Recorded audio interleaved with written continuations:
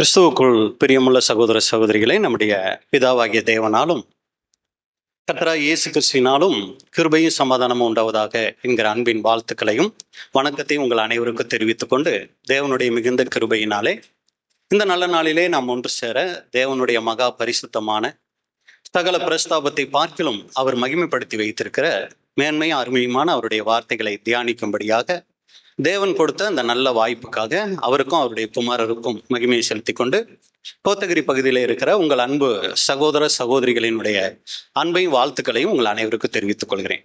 அன்புக்குரிய சகோதர சகோதரிகளை இப்பொழுதும் நாம் பார்க்க போகிற பாடத்தின் தலைப்பு புது சிருஷ்டியின் குடும்பம்.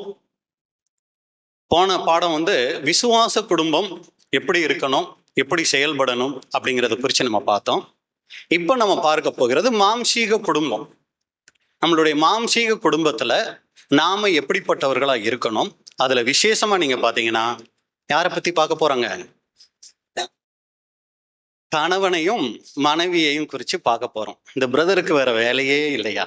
எப்ப பார்த்தாலும் குடும்பத்தை பத்தியே தான் இவர் பேசுறாரு. சகோதரர் கூட ஒரு தடவை சொன்னாரு, ஒரு பிரதர் எனக்கு என்கிட்ட கேட்டாரு, எப்ப பார்த்தாலும் இவர் இந்த குடும்பத்தை பத்தியே பேசுறாரு அப்படின்னு சொன்னாரு. அதனால குடும்பத்தை பத்தி பேசக்கூடாதுன்னு தான் நான் நினைச்சேன். ஆனால் இந்த கன்வென்ஷன் கமிட்டியார் பிரதர் ஏதாவது குடும்ப சப்ஜெக்ட் இருந்தால் எடுத்துகிட்டு பேசுங்கன்னு அவங்க சொல்லிட்டாங்க. அதனால் வேறு வழி இல்லை, நீங்கள் என்ன தான் பண்ணி ஆகணும், கேட்டு தான் ஆகணும், நானும் பேசி தான் ஆகணும். ஆனாலும் ஜெபத்தோடு நீங்கள் கவனிச்சிங்கன்னா கண்டிப்பாக இந்த பாடத்தின் மூலமாக தேவன் உங்களோடு கூட பேசுவார் அப்படின்னு நானும் விசுவாசிக்கிறேன். அப்போ ஒரு புது சிருஷ்டியின் குடும்பத்தில் கணவன் மனைவி உறவை குறித்து நம்ம பார்க்குறோம். ஏன் குடும்பத்தை குறித்து அதிகம் பார்க்கணுன்னா, இன்னைக்கு சாத்தானுடைய மிகப்பெரிய தாக்குதல் எங்க இருக்கு தெரியுங்களா? குடும்பத்துலதான் அன்புக்குரிய சகோதர சகோதரிகளே அதிகமா இருக்கு. சபையை காட்டிலும் குடும்பத்துல சாத்தானுடைய தாக்குதல் அதிகமா இருக்கு. ஆனா என்ன நமக்கு தெரியலன்னா, சபையில எப்ப பார்த்தாலும் பிரச்சனை பிரதர்னு சொல்றோம். ஆனா குடும்பத்துல இருக்கிற பிரச்சனையை நம்ம கவனிக்கிறதுல அநேக நேரங்கள்ல நல்லா கவனிச்சோம்னா சாத்தானுடைய தாக்குதல் எந்த அளவுக்கு குடும்பத்துல இருக்கணும். ஏன்னா ஒருத்தர் குடும்ப வாழ்க்கைய சாத்தான் தொட்டுட்டா எல்லா பகுதிகளிலும் அவங்கனால சரியான விதத்துல செயல்பட முடியாது. அப்ப குடும்பத்துல சாத்தானுடைய தாக்குதல் ரொம்ப அதிகமா இருக்குது. அதனால சகோதரர் கூட மூத்த சகோதரர் இதை குறித்து சொல்லும் போது, ஒரு குடும்பத்துல கணவன் சரியா இல்லைன்னா அவர் சபை வாய்ப்புக்கே தகுதி இல்லைங்களாம். அதே மாதிரி ஒரு குடும்பத்துல மனைவியினுடைய பங்கு சரியா இல்லை அப்படின்னா அவங்க சபை வாய்ப்புக்கு போக முடியாதான். நம்மளாம் சபை வாய்ப்புக்கு போகணும்னா எதை நம்ம மையமா வச்சுக்கிட்டு இருக்கோம்? ரெகுலரா சபைக்கு நல்லா ஆண்டவரை துதிச்சு பாடி நல்ல தேவனுடைய வார்த்தையை கேட்டு ஆமீன் போட்டுட்டு போயிட்டா போதும், நம்ம எங்க போயிடலாம்? நேரா சபைக்கு போயிடலாம்னு நினைக்கிறோம்.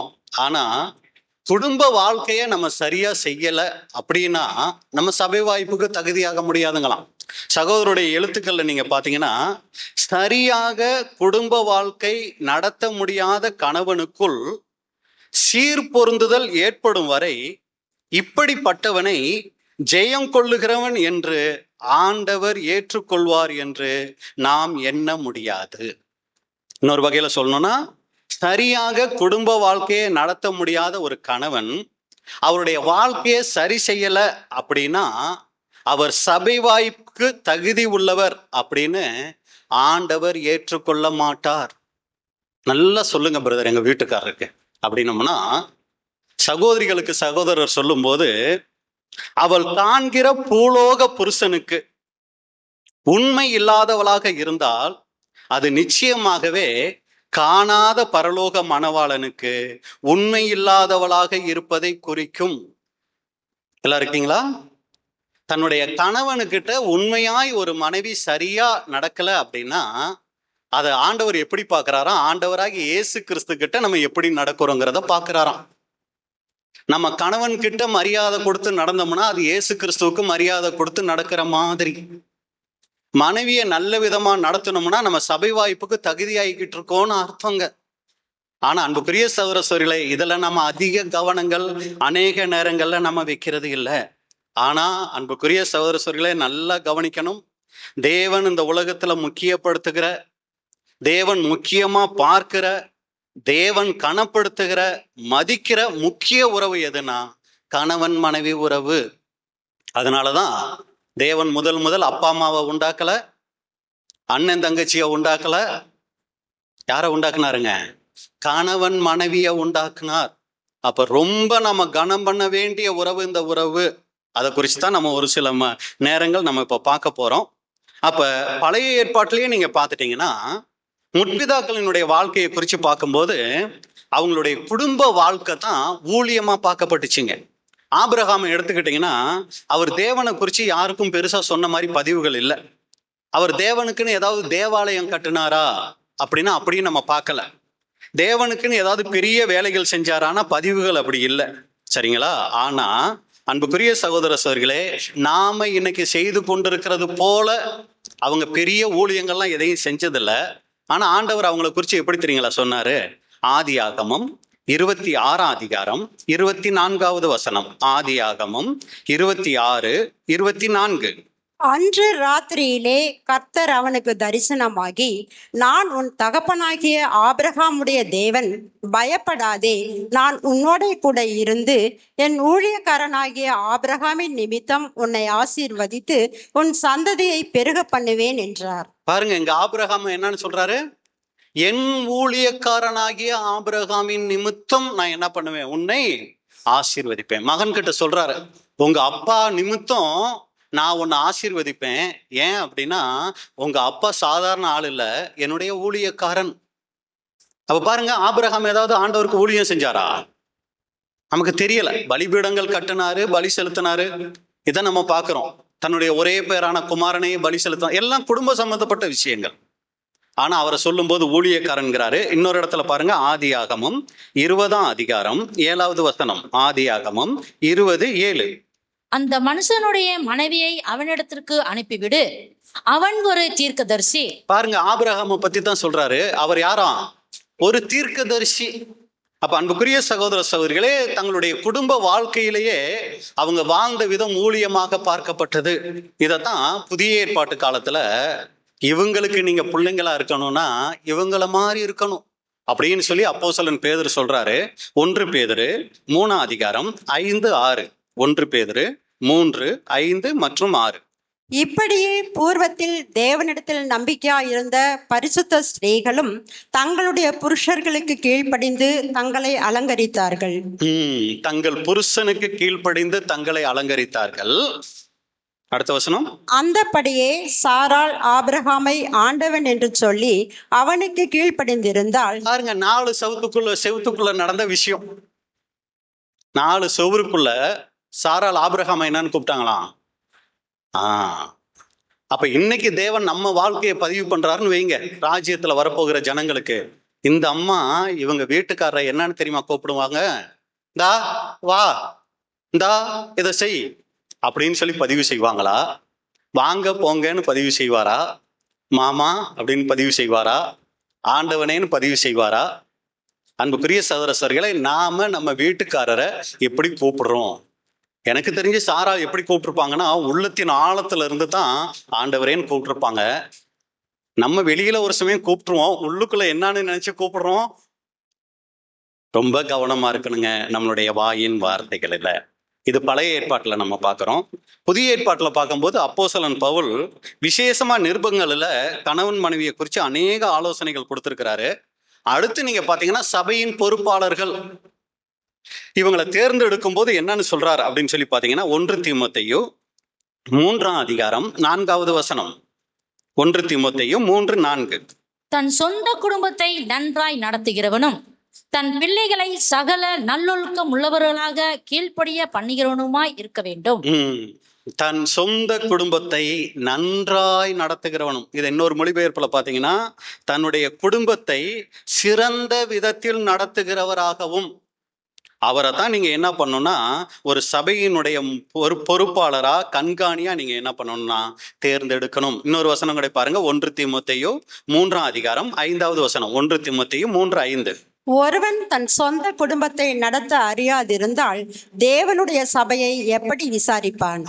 இது இன்னொரு மொழிபெயர்ப்புல பாத்தீங்கன்னா, ஒருவருக்கு தன்னுடைய குடும்பத்தையே நடத்த தெரியவில்லை என்றால் தேவனுடைய சபையை எப்படி கவனித்துக் கொள்வார்? அப்ப ரொம்ப தேவன் கவனிக்கிற விஷயம் எதுவா இருக்குன்னா, நம்முடைய குடும்ப வாழ்க்கை.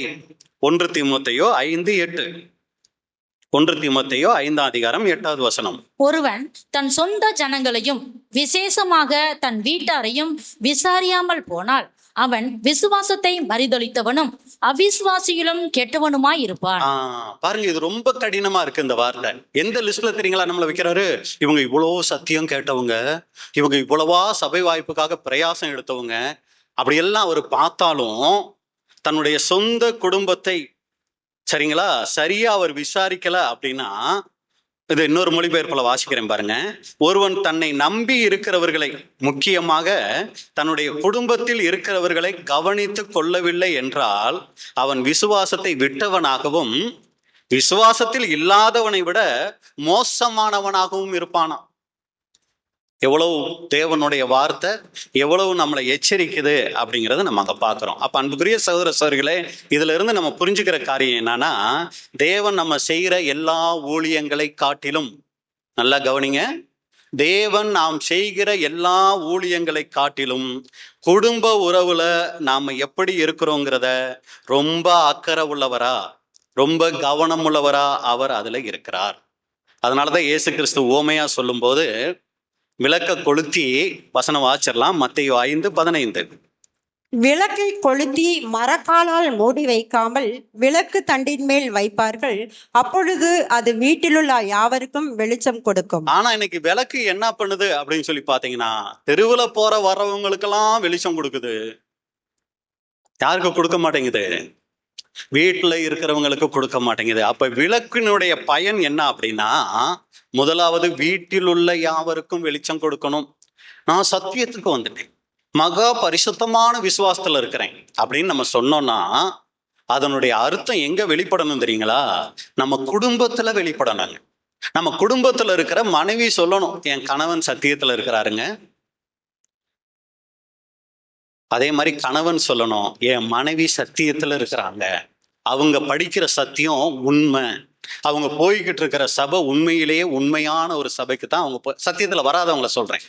சத்தியத்துல வந்தவங்க அவங்களுக்கு தெரியும். சத்தியத்துல வராத ஒரு கணவன் இருந்தாருன்னா அவர் தன்னுடைய மனைவியை குறித்து சொல்லணும், என் மனைவி சரியான ஒரு சபைக்கு போய்கிட்டு இருக்காங்க. ஏன்னா அவங்க முன்ன ஒரு சபைக்கு போய்கிட்டு இருந்தாங்க, ஆனா அப்ப அவங்களுடைய பேச்சுகள் அவங்க நடவடிக்கைகள்லாம் ரொம்ப மோசமா இருந்துச்சு. ஆனா இப்போ ஏதோ கொஞ்ச நாளா வேற ஒரு சபைக்கு போக ஆரம்பிச்சிருக்காங்க. இப்போ அவங்க என்கிட்ட காமிக்கிற குணங்கள், அவங்க என்கிட்ட வெளிப்படுத்துகிற விஷயங்கள் ரொம்ப அற்புதமா இருக்கு, ஒரு வித்தியாசத்தை நான் பாக்குறேன்னு சொல்லணும். அங்க போனப்போ கூட கொஞ்சம் பயந்த மாதிரி இருந்துச்சு பிரதர், ஆனா இப்ப எதுக்கு எடுத்தாலும் அப்படின்னாருன்னா யோசிக்கணும், நம்ம சத்தியம் பெற்றுக்கொண்டதுல ஒரு பைசா பிரயோஜனம் இல்லை. நம்ம தெரிஞ்சுக்கலாம், நாங்க என்னமோ பெரிய சத்தியத்துல இருக்கோம் நம்ம சொல்லிக்கலாம், நம்ம கூட இருக்கிறவங்க சொல்லிக்கலாம், ஐயோ சிஸ்டர் மாதிரி பக்தி, சிஸ்டர் மாதிரி வைராக்கியம், பிரதர் மாதிரி வைராக்கியம், மற்றவங்க நம்மளை சொல்லிக்கலாங்க, மற்றவங்க நம்மளை பாராட்டலாம். ஆனா தேவனுடைய பார்வையில அது ஒண்ணுமே இல்லை. ரொம்ப ஜாக்கிரதையா இருக்கணும். நம்மளுடைய குடும்பத்தார் வெளிச்சம் கொடுக்கணும், குடும்பத்தார் மத்தியில நாம் வெளிச்சம் கொடுக்கிறவங்களா இருக்கணும். அப்ப வெளிச்சத்தினுடைய பயன் என்ன? இருள அகற்றும். அப்படின்னா என்ன அர்த்தம்? இந்த இடம் இருட்டா இருக்கு, வெளிச்சம் போட்டா எங்கெங்க என்னன்னு தெரியும். ஒளிவு மறைவு கணவன் மனைவிக்குள் இருக்கக்கூடாது. அடுத்து இந்த வெளிச்சம் என்ன பண்ணும்? இருட்டுல போகும்போது உதவி செய்யும். கணவன் மனைவிக்கு உதவியா இருக்கணும், மனைவி கணவனுக்கு உதவியா இருக்கணும். அதுதான் வெளிச்சத்தினுடைய வேலை. அடுத்து பாதுகாப்பா இருக்கும். வெளிச்சம் இருக்கிற இடத்துல நம்ம என்னத்தை உணர்வோம்? இருட்டா இருந்தா ஒரு பய உணர்வு இருக்கும், வெளிச்சம் இருக்கிற இடத்துல ஒரு பாதுகாப்பு. என் கணவன் இருக்கிறது எனக்கு பாதுகாப்பு, என் கணவனை நான் முழுசா நம்பலாம், அவர் எனக்கு ஒரு பெரிய பாதுகாப்புன்னு நினைச்சா நம்ம குடும்பத்துல வெளிச்சமா இருக்கிறோம். என் மனைவியை நான் முழுசா நம்பலாம் பிரதர், அவங்க எனக்கு ஒரு மிகப்பெரிய துணையா இருக்காங்க, மிகப்பெரிய ஒரு பாதுகாப்பா இருக்காங்கன்னா நாம குடும்பத்துல விளக்கா இருக்கிறோம், வெளிச்சம் வீசக்கூடியவங்களா இருக்கிறோம். இதைத்தான் தேவன் அங்க நம்ம கிட்ட எதிர்பார்க்கிறார். ஒரு சமயம் நம்ம இப்படி பேசும்போது ஒரு சில குற்ற உணர்வுகள் நமக்கு வரலாங்க. குற்ற உணர்வு வந்தா ஆண்டவருக்கு நன்றி சொல்லுங்க. ஏன் தெரியுங்களா? தேவன் நம்மளை ரொம்ப நேசிக்கிறதுனால அதை நமக்கு சொல்ல ஆசைப்படுறார். பிரதர் இல்ல பிரதர், நமக்கு கொஞ்சம் கஷ்டமா தான் இருக்கு, இதெல்லாம் கேட்கும்போது கொஞ்சம் குறையா இருக்கிற மாதிரி இருக்குன்னா ரொம்ப நல்ல விஷயம். அதை கேட்டு சரி பண்ணிக்கிறதுக்கு தான் தேவன் இப்படிப்பட்ட வாய்ப்புகளை, இப்படிப்பட்ட ஐக்கியங்களை நமக்கு ஏற்படுத்தி கொடுக்குறாருங்க. உதாரணத்துக்கு உலக பிரகாரமா சொல்லணும்னா, கிரிக்கெட் மேட்ச் எத்தனை பேர் பார்த்துருப்பீங்க? நாங்களாம் டிவியெல்லாம் பார்க்க மாட்டோம். விளையாட்டு பார்க்கறது எங்களுக்கு பிடிக்காது அப்படிங்கிற அளவுக்கு நீங்க பரிசுத்தவான்களா இருந்தா பரவாயில்ல. ஒரு சமயம் முன்ன ஏதாவது பார்த்துருக்கலாம் இல்லைங்களா? அவங்களுக்கு புரிஞ்சுக்கிறதுக்காக இந்த ஒரு ஈஸியா புரிஞ்சுக்கிற மாதிரி சொல்லணும் அப்படின்னா, ஒரு குடும்ப வாழ்க்கைய கிரிக்கெட் மேட்சுக்கு ஒப்பிட்டு சொல்லலாம். எப்படின்னா, கணவன் மனைவி தான் பேட்ஸ்மேன் மாதிரி. இந்த பக்கம் ஒருத்தர் பேட் எடுத்துட்டு போயிருப்பாரு, இந்த பக்கம் ஒருத்தர் பேட் எடுத்துட்டு போயிருப்பாரு. இவங்க கணவன் மனைவி. இவங்க ஒரு தாம்பத்தியமா உள்ளுக்குள்ள ஒரு குடும்ப வாழ்க்கைக்குள்ள வர்றாங்கன்னா, வந்த உடனே பாத்தீங்கன்னா இந்த குடும்ப வாழ்க்கைய, அதாவது அவர் பேட்டு பிடிச்ச உடனேயே அவரை அவுட் பண்றதுக்கு ஒருத்தர் வருவார். அவர் யாருங்க? ஓ, அப்ப பாத்திருக்கீங்க. சரி, பரவாயில்ல. பவுலர். இவர் என்ன பண்ணுவார்னா, இவரோட நோக்கமே இவர் பேட்டை எடுத்த உடனே இவரை எப்ப அவுட் பண்ணலாங்கிறது தான் இவருடைய எண்ணம். இது யார் தெரியுங்களா? குடும்பத்துல கணவன் மனைவியை சுத்தி இருக்கிற ஒருத்தர். சரிங்களா? அடுத்து இவருக்கு பின்னாடி ஒருத்தர், அந்த பேட் பண்றவருக்கு பின்னாடி ஒருத்தர் நிற்பாரு. அவர் யாருங்க? Wicket keeper. இவர் என்னன்னா, ஏமாந்து அவர் பேட்ல பந்து பட்டு இந்த பக்கம் வந்தா கேட்ச் பிடிச்சி அவரை அவுட் ஆக்கணும். பாருங்க, விளையாட வந்தது 2 பேர். அவர் அவுட் ஆக்குறதுக்கு ஒருத்தர் ஓடி ஓடி வந்து வீசுறாரு, இன்னொருத்தர் பின்னாடி மறைமுகமா நின்று அவர் அவுட் பண்றதுக்காக காத்துக்கிட்டு இருக்கிறார். எந்த விதத்துல அவர் ஏமாறுவார்னு பாத்துக்கிட்டு இருக்கிறாரு. இது மட்டுமானு பாத்தீங்கன்னா, சுத்திலும் நிக்கிறாங்க ஒரு 10 பேர். எந்த விதத்திலையும் இவர் ஓடக்கூடாது. இவருடைய ஓட்டத்தை இவர் என்ன பண்ணிடக்கூடாது, உருப்படியா ஓடிடக்கூடாது. இது யாருன்னா, இந்த கணவன் மனைவியை சுத்தி இருக்கிற சொந்த பந்தங்கள். ஏதாவது ஒண்ண இவங்களுக்குள்ள கிளப்பி, ஏதாவது ஒண்ண பேசி, சரிங்களா, எப்படியாவது இவங்களை இல்லாம பண்ணணும்னு ஒரு கூட்டம். அடுத்து இவங்க நல்லா ரன் அடிச்சு ஓடிட்டாங்கன்னா அதுக்கு கை தட்டுறதுக்கு ஒரு கூட்டம். அவுட் ஆயிட்டாலும் அதுக்கு கை தட்டுறதுக்கு ஒரு கூட்டம். வாழ்ந்தாலும் ஏசும், தாழ்ந்தாலும் ஏசும். இதுதான் இந்த உலக நீதி. அப்ப பாருங்க, இதை ஒரு கணவன் மனைவியினுடைய வாழ்க்கைக்கு நம்ம எடுத்துக்கிட்டோம்னா, நம்ம குடும்ப வாழ்க்கை நல்ல விதமா போகக்கூடாதுங்கிறதுக்கு பாருங்க எவ்வளவு தடைகள் இந்த உலகத்துல இருக்கு அப்படின்னு கூட நம்ம பாக்குறோம். அப்ப அன்புக்குரிய சகோதர சகோதரிகளே, ஒரு கணவன் மனைவியினுடைய வாழ்க்கை உறவு நல்ல விதத்துல இருக்கணும் அப்படின்னா 2 பேருக்குள்ள இருக்க வேண்டிய முக்கியமான ஒரு குணலட்சணம் ஒரு மனப்பாடு. அவர் என்ன சொல்றாரோ அது சரியான விதத்துல இருக்கும்போது அதை ஏத்து கீழ்ப்படிய வேண்டியது மனைவியினுடைய கடமை. அதே நேரத்துல மனைவி ஒரு சில காரியங்கள் சொல்றாங்களா, அது சத்திய வேதத்துக்கு நம்ம கற்றுக்கொண்ட சத்தியத்துக்கு இசைஞ்சு போகக்கூடியதா, நம்முடைய வாழ்க்கைக்கு உதவக்கூடியதா இருக்கா, சரிம்மா நீ சொல்றதுதான் சரி, பரவாயில்ல நம்ம இதை செய்வோம் அப்படின்னு சொல்லி இசைஞ்சு போகும்போது அந்த குடும்பம் ஒரு ஆரோக்கியமான குடும்பமா இருக்கும். ஆமோஸ் 3ஆம் அதிகாரம் 3வது வசனம். ஆமோஸ் 3:3. 2 பேர் ஒருமனப்பட்டு இருந்தால் ஒழிய ஒருமித்து நடந்து போவார்களோ? 2 பேர் ஒருமனப்பட்டிருந்தால் ஒழிய ஒருமித்து நடந்து போவார்களோ? இதானே பிரதர் எங்களுக்கு வரவே மாட்டேங்குது. நான் மேற்குனா அவர் கிழக்குங்கிறாரு, நான் வடக்குனா அவரு தெற்குங்கிறாரு. வரவே மாட்டேங்குதே பிரதர் அப்படின்னா எங்க தப்பு தெரியுங்களா? நம்மளுடைய ஜெபத்துல தப்புங்க. குடும்ப ஜெபம், இதுக்கு தான் நம்ம சொல்றது குடும்ப ஜெபம் ரொம்ப முக்கியம். நீங்க அதிகமாய் குடும்ப ஜெபத்தை வைத்துக் கொள்ளும் போது இதுல நிறைய காரியங்கள் எல்லாமே சரியாயிடும் சொல்ல, இதுல நிறைய காரியங்களை நம்ம மேற்கொள்ளலாம். இதுக்குதான் நம்ம குடும்ப ஜெபம். பிரதர் சத்தியத்துக்குள்ள வரல பிரதர், இல்லைன்னா சிஸ்டர் சத்தியத்துக்குள்ள வரலைங்க, நீங்க உட்காருங்க தேவனுடைய சமூகத்துல. அப்பா, ஒருமனப்பாடு எங்களுக்குள்ள வரமாட்டேங்குது, நான் நிறைய நேரங்கள்ல நான் செய்யறதான் சரின்னு நினைச்சுக்கிட்டு இருக்கேன், தயவு செஞ்சு நான் எங்க தப்பு பண்றேங்கிறத சொல்லுங்க.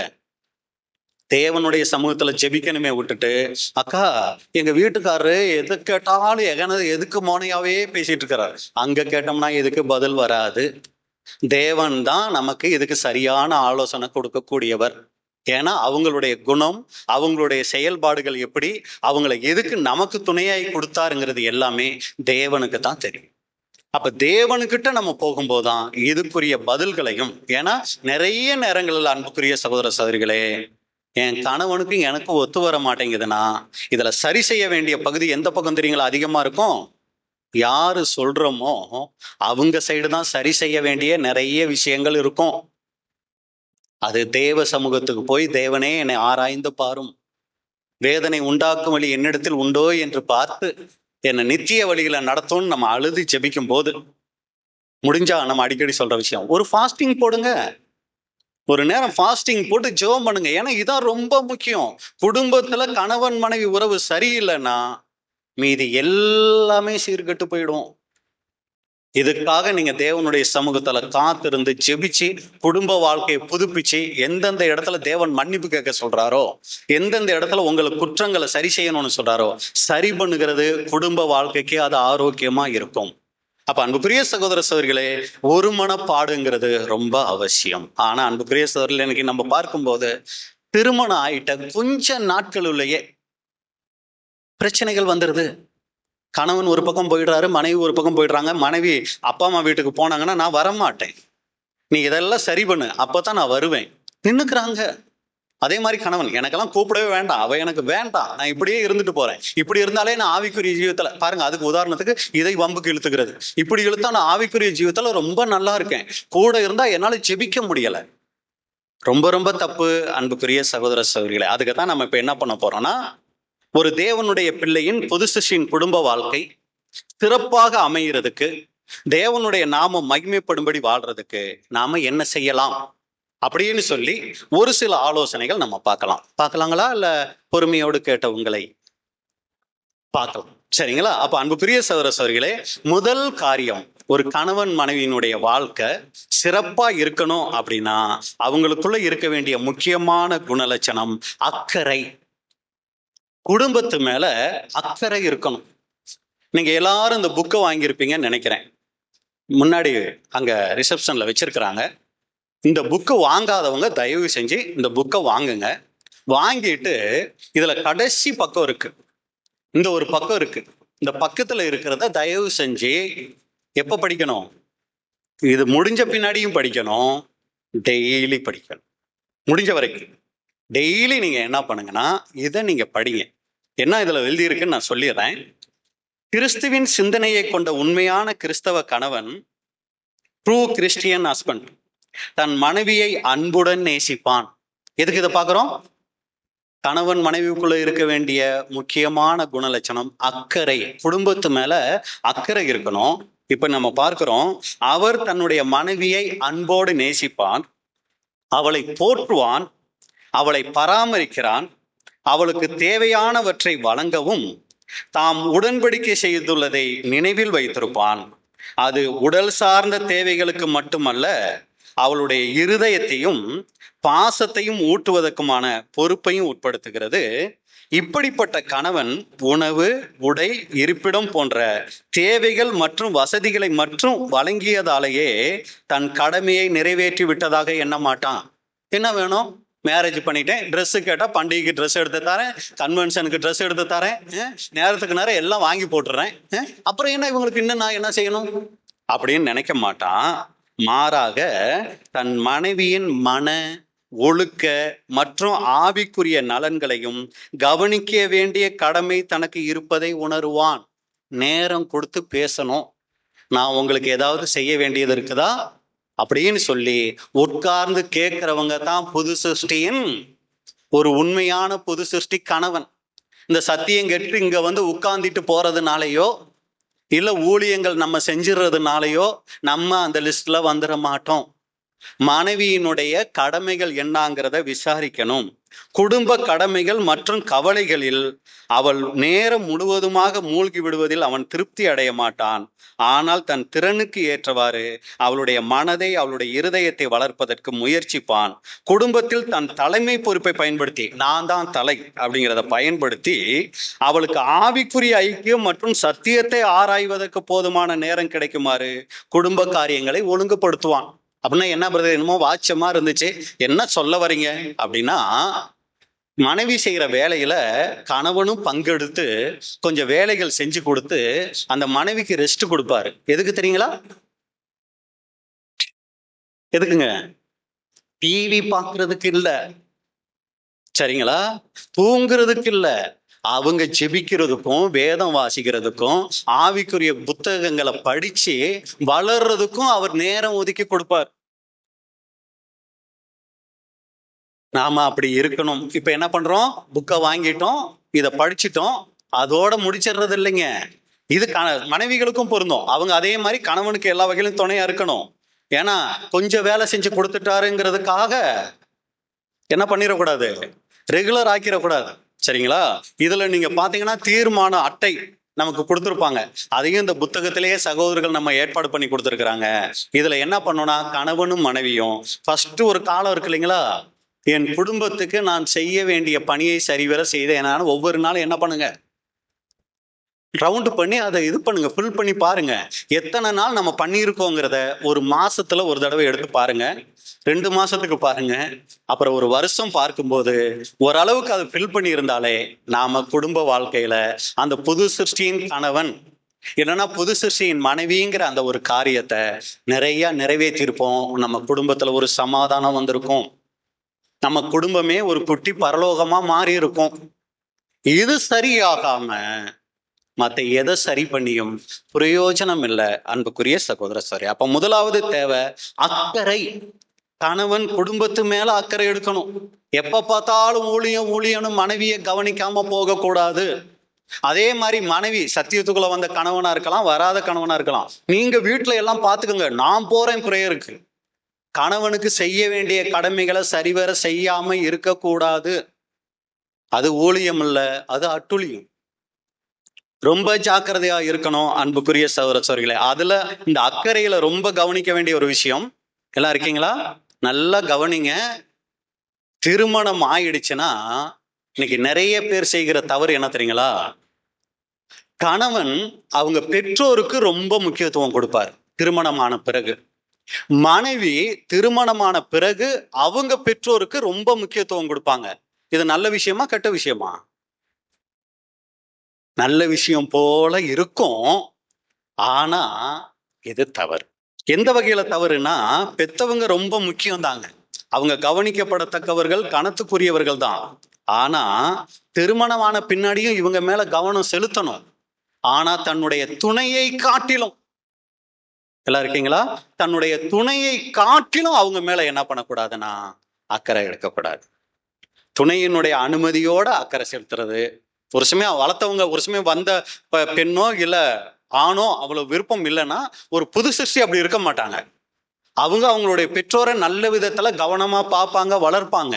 ஆனா தன்னுடைய துணைக்கு கொடுக்க வேண்டிய முக்கியத்துவம் ரொம்ப முக்கியம். இதை நம்ம மறந்துடக்கூடாது. இதை யார் மறக்கக்கூடாது தெரியுங்களா? அந்த சகோதரியினுடைய அப்பா அம்மா, அந்த சகோதரனுடைய அப்பா அம்மா மறக்கக்கூடாது. அவங்களுக்கு போதிக்கணும். பாருப்பா, திருமணம் ஆயிடுச்சு, இனி நீ உன் மனைவிக்கு ரொம்ப முக்கியத்துவம் கொடுக்கணும். சும்மா அம்மா அம்மான்னு என் பின்னாடி வராத, என்னை தொந்தரவு பண்ணாத, மனைவியை கூட்டிட்டு எங்கேயாவது வெளியே போயிட்டு வா, அவளோட நேரம் செலவழி.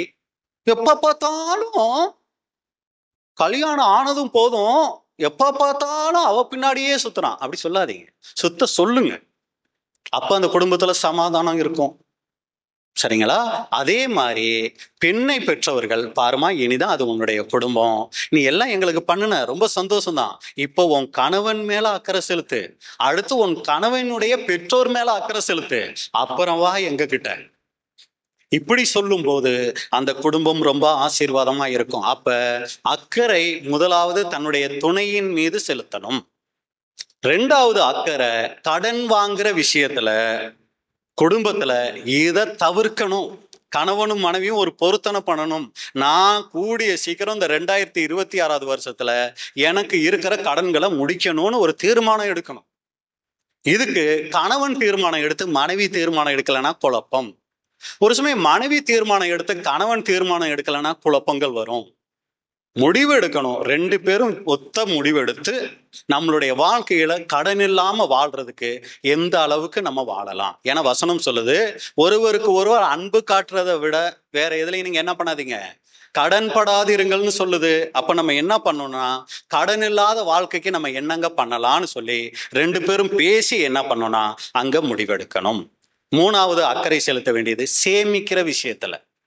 மாசம் 10,000 தான் சம்பளம் வருதா, அதுல ஒரு அமௌண்ட்டை ஃபர்ஸ்ட் எதுக்கு செலவு பண்ணோம், எதுக்கு எடுத்து வைக்கணும்? எல்லாம் இருக்கீங்களா? ஒரு 10,000 ரூபாய் சம்பளம் வருது, ஒரு 1000 ரூபாயை எடுத்து என்ன பண்ணுங்க, அது தசம பாகம் கொடுக்கணும் பிரதர். அது நம்ம கிட்ட இல்லை. இல்லைங்களா? அந்த 1000 எடுத்து ஃபர்ஸ்ட் கடன் என்ன இருக்கோ அதை கட்டுறதுக்கு எடுத்து வைங்க. கடனே இல்லைன்னு வைங்க, ரொம்ப சந்தோஷம். அத இன்னொரு 1000 கடன் இருந்தா 1000 கடனுக்கு எடுத்து வைங்க. இன்னொரு 1000 எடுத்து சேமிக்கிறதுக்கு வைங்க. 8000 தான் இருக்கு அப்படின்னா அந்த 8000த்துல குடும்பத்தை எப்படி நடத்துறதுன்னு ஜெபம் பண்ணி ஞானத்தோட அந்த குடும்பத்தை நடத்துறதுக்கு தேவனுகிட்ட கிருபை கேளுங்க. ஒரு தெளிந்த புத்தி ஆவி உள்ள கணவன் மனைவி இந்த உலக ஐஸ்வர்யங்களிலேயோ உலக ஆடம்பரங்கள்லயோ மனசை லயிக்க மாட்டாங்க. இந்த அமௌண்ட்ல என்னுடைய குடும்பத்தை நான் நடத்துறது எப்படி ஆண்டவரே, எனக்கு ஞானத்தை கொடுங்கன்னு ஜெபிப்பாங்க. அப்படி ஜெபிச்சு நம்ம குடும்பத்தை நடத்தும் போது குறிப்பிட்ட காலத்துக்குள்ள நம்ம குடும்பத்துல ஒரு சமாதானம் வந்துடும், ஒரு நல்ல அந்யோன்யம் ஐக்கியம் அங்க வந்துடும். அடுத்து இந்த சேமிக்கிறது, புது சிருஷ்டியெல்லாம் சேமிக்கலாமா பிரதர்? அதெல்லாம் அவசியமா பிரதர்? நாளைய தினத்தை குறித்து கவலைப்படாதன்னு ஆண்டவர் சொல்லிட்டாரு, அப்புறம் எதுக்கு பிரதர் சேமிப்பனா? இத சொன்ன ஆண்டவர் தான் சொன்னாரு, எறும்ப பார்த்து புத்திய வாங்கிக்க, எறும்ப பார்த்து ஞானத்தை கத்துக்க. அது எப்படி சேமிக்குது தெரியுமா? கோடை காலத்திலேயே மழை காலத்துக்கு முன்னாடி சேமிக்க பழகுது, அதை பார்த்து சேமிச்சு பழகுனாரு. அடுத்து நீங்க பாத்தீங்கன்னா இயேசு கிறிஸ்து அந்த கூடை நிறைய 5 அப்பம் 2 மீன்களை எல்லாருக்கும் கொடுத்து மீதியான உடனே தூக்கி போட்டுட்டு வாங்க, அடுத்த தடவை நான் ஜெபம் பண்ண எல்லாம் வந்துரும்னு சொல்லல, அவைகளை சேர்த்து வையுங்கள்னு சொன்னார். சேமிப்பு ஒரு தேவனுடைய பிள்ளைக்கு இருக்க வேண்டிய அருமையான குணலட்சணம். எதுக்கு பிரதர் சேமிக்கணும்னா, மருத்துவ செலவுகள் எப்ப வேணும்னாலும் வரும், கடன் வாங்காம சேமிக்க பழகணும். பிள்ளைகளினுடைய படிப்பு எப்ப வேணாலும் ஃபீஸு கேட்டு ஸ்கூல்ல இருந்து லெட்டர் வரும், சேமிப்பு. அடுத்து ஊழியங்களுக்கு திடீர்னு கன்வென்ஷன் போட்டுருவாங்க, அந்த நேரத்துல பரபரன்னு நம்மளால செயல்பட முடியாது. இந்த அமௌண்ட்டை கன்வென்ஷனுக்குன்னு நான் ஒதுக்கி வைக்கிறேன், இந்த அமௌண்ட்டை மருத்துவ செலவுகளுக்குன்னு ஒதுக்கி வைக்கிறேன், இந்த அமௌண்ட்டை சகோதர சகோதரிகளுக்குன்னு ஒதுக்கி வைக்கிறேன், யாருக்காவது ரொம்ப எமர்ஜென்சி வந்தா இதை கொடுத்து நான் உதவுவேன். இப்படி அன்புக்குரிய சகோதர சகோதரிகளை சேமிக்கிற பழக்கத்தை நாம உருவாக்கணும். அப்ப முதல் காரியம் நம்ம பார்த்துட்டோம், கணவன் மனைவிக்குள் இருக்க வேண்டிய முக்கிய குணலட்சணம் அக்கறை. ஒருபோதும் ஒரு புது சிருஷ்டியான கணவனை பார்த்து உங்களுக்கு குடும்பத்து மேல அக்கறையே இல்லைங்க அப்படின்னு சொல்ற அளவுக்கு நம்ம நடந்துக்க கூடாது. ஒரு சமயம் நம்ம நல்ல விதமா கவனிச்சும் சொல்லுவாங்க, எல்லாரையும் எல்லா விதத்திலும் திருப்திப்படுத்திட முடியாது. ஆனா நம்ம மனசாட்சிக்கு, அப்பா நீங்க பாக்குறீங்கப்பா நான் என் குடும்பத்து மேல எவ்வளவு அக்கறையா இருக்கேன்னு நீங்க பாக்குறீங்கன்னு சாட்சி கொடுக்குற அளவுக்கு நம்ம இருந்தா போதுங்க. அதே போல மனைவியை பார்த்து கணவன் உனக்கு குடும்பத்து மேல அக்கறையே இல்லைம்மா அப்படின்னு சொல்ற அளவுக்கு நாம இருக்கக்கூடாது. இது முதலாவது நம்ம கிட்ட இருக்க வேண்டிய அருமையான குணலட்சணம். இரண்டாவது, இருக்கக்கூடாத குணலட்சணம். குடும்ப வாழ்க்கை நல்ல விதமா போகணும்னா இருக்கக்கூடாத குணலட்சணம் என்ன தெரியுங்களா? பிடிவாதம். நான் சொல்றதான் என் துணை கேட்கணும், நான் சொல்றதான் எங்க வீட்டுக்காரர் கேட்கணும், எங்க வீட்டுக்காரமா கேட்கணும்னு சொல்லி ஒரு பிடிவாத குணம் ஒரு கணவன் மனைவியினுடைய வாழ்க்கையில இருக்கக்கூடாது. இந்த பிடிவாத குணம் இருந்துச்சுன்னா அது குடும்பத்தை சீர்குலைக்கும்.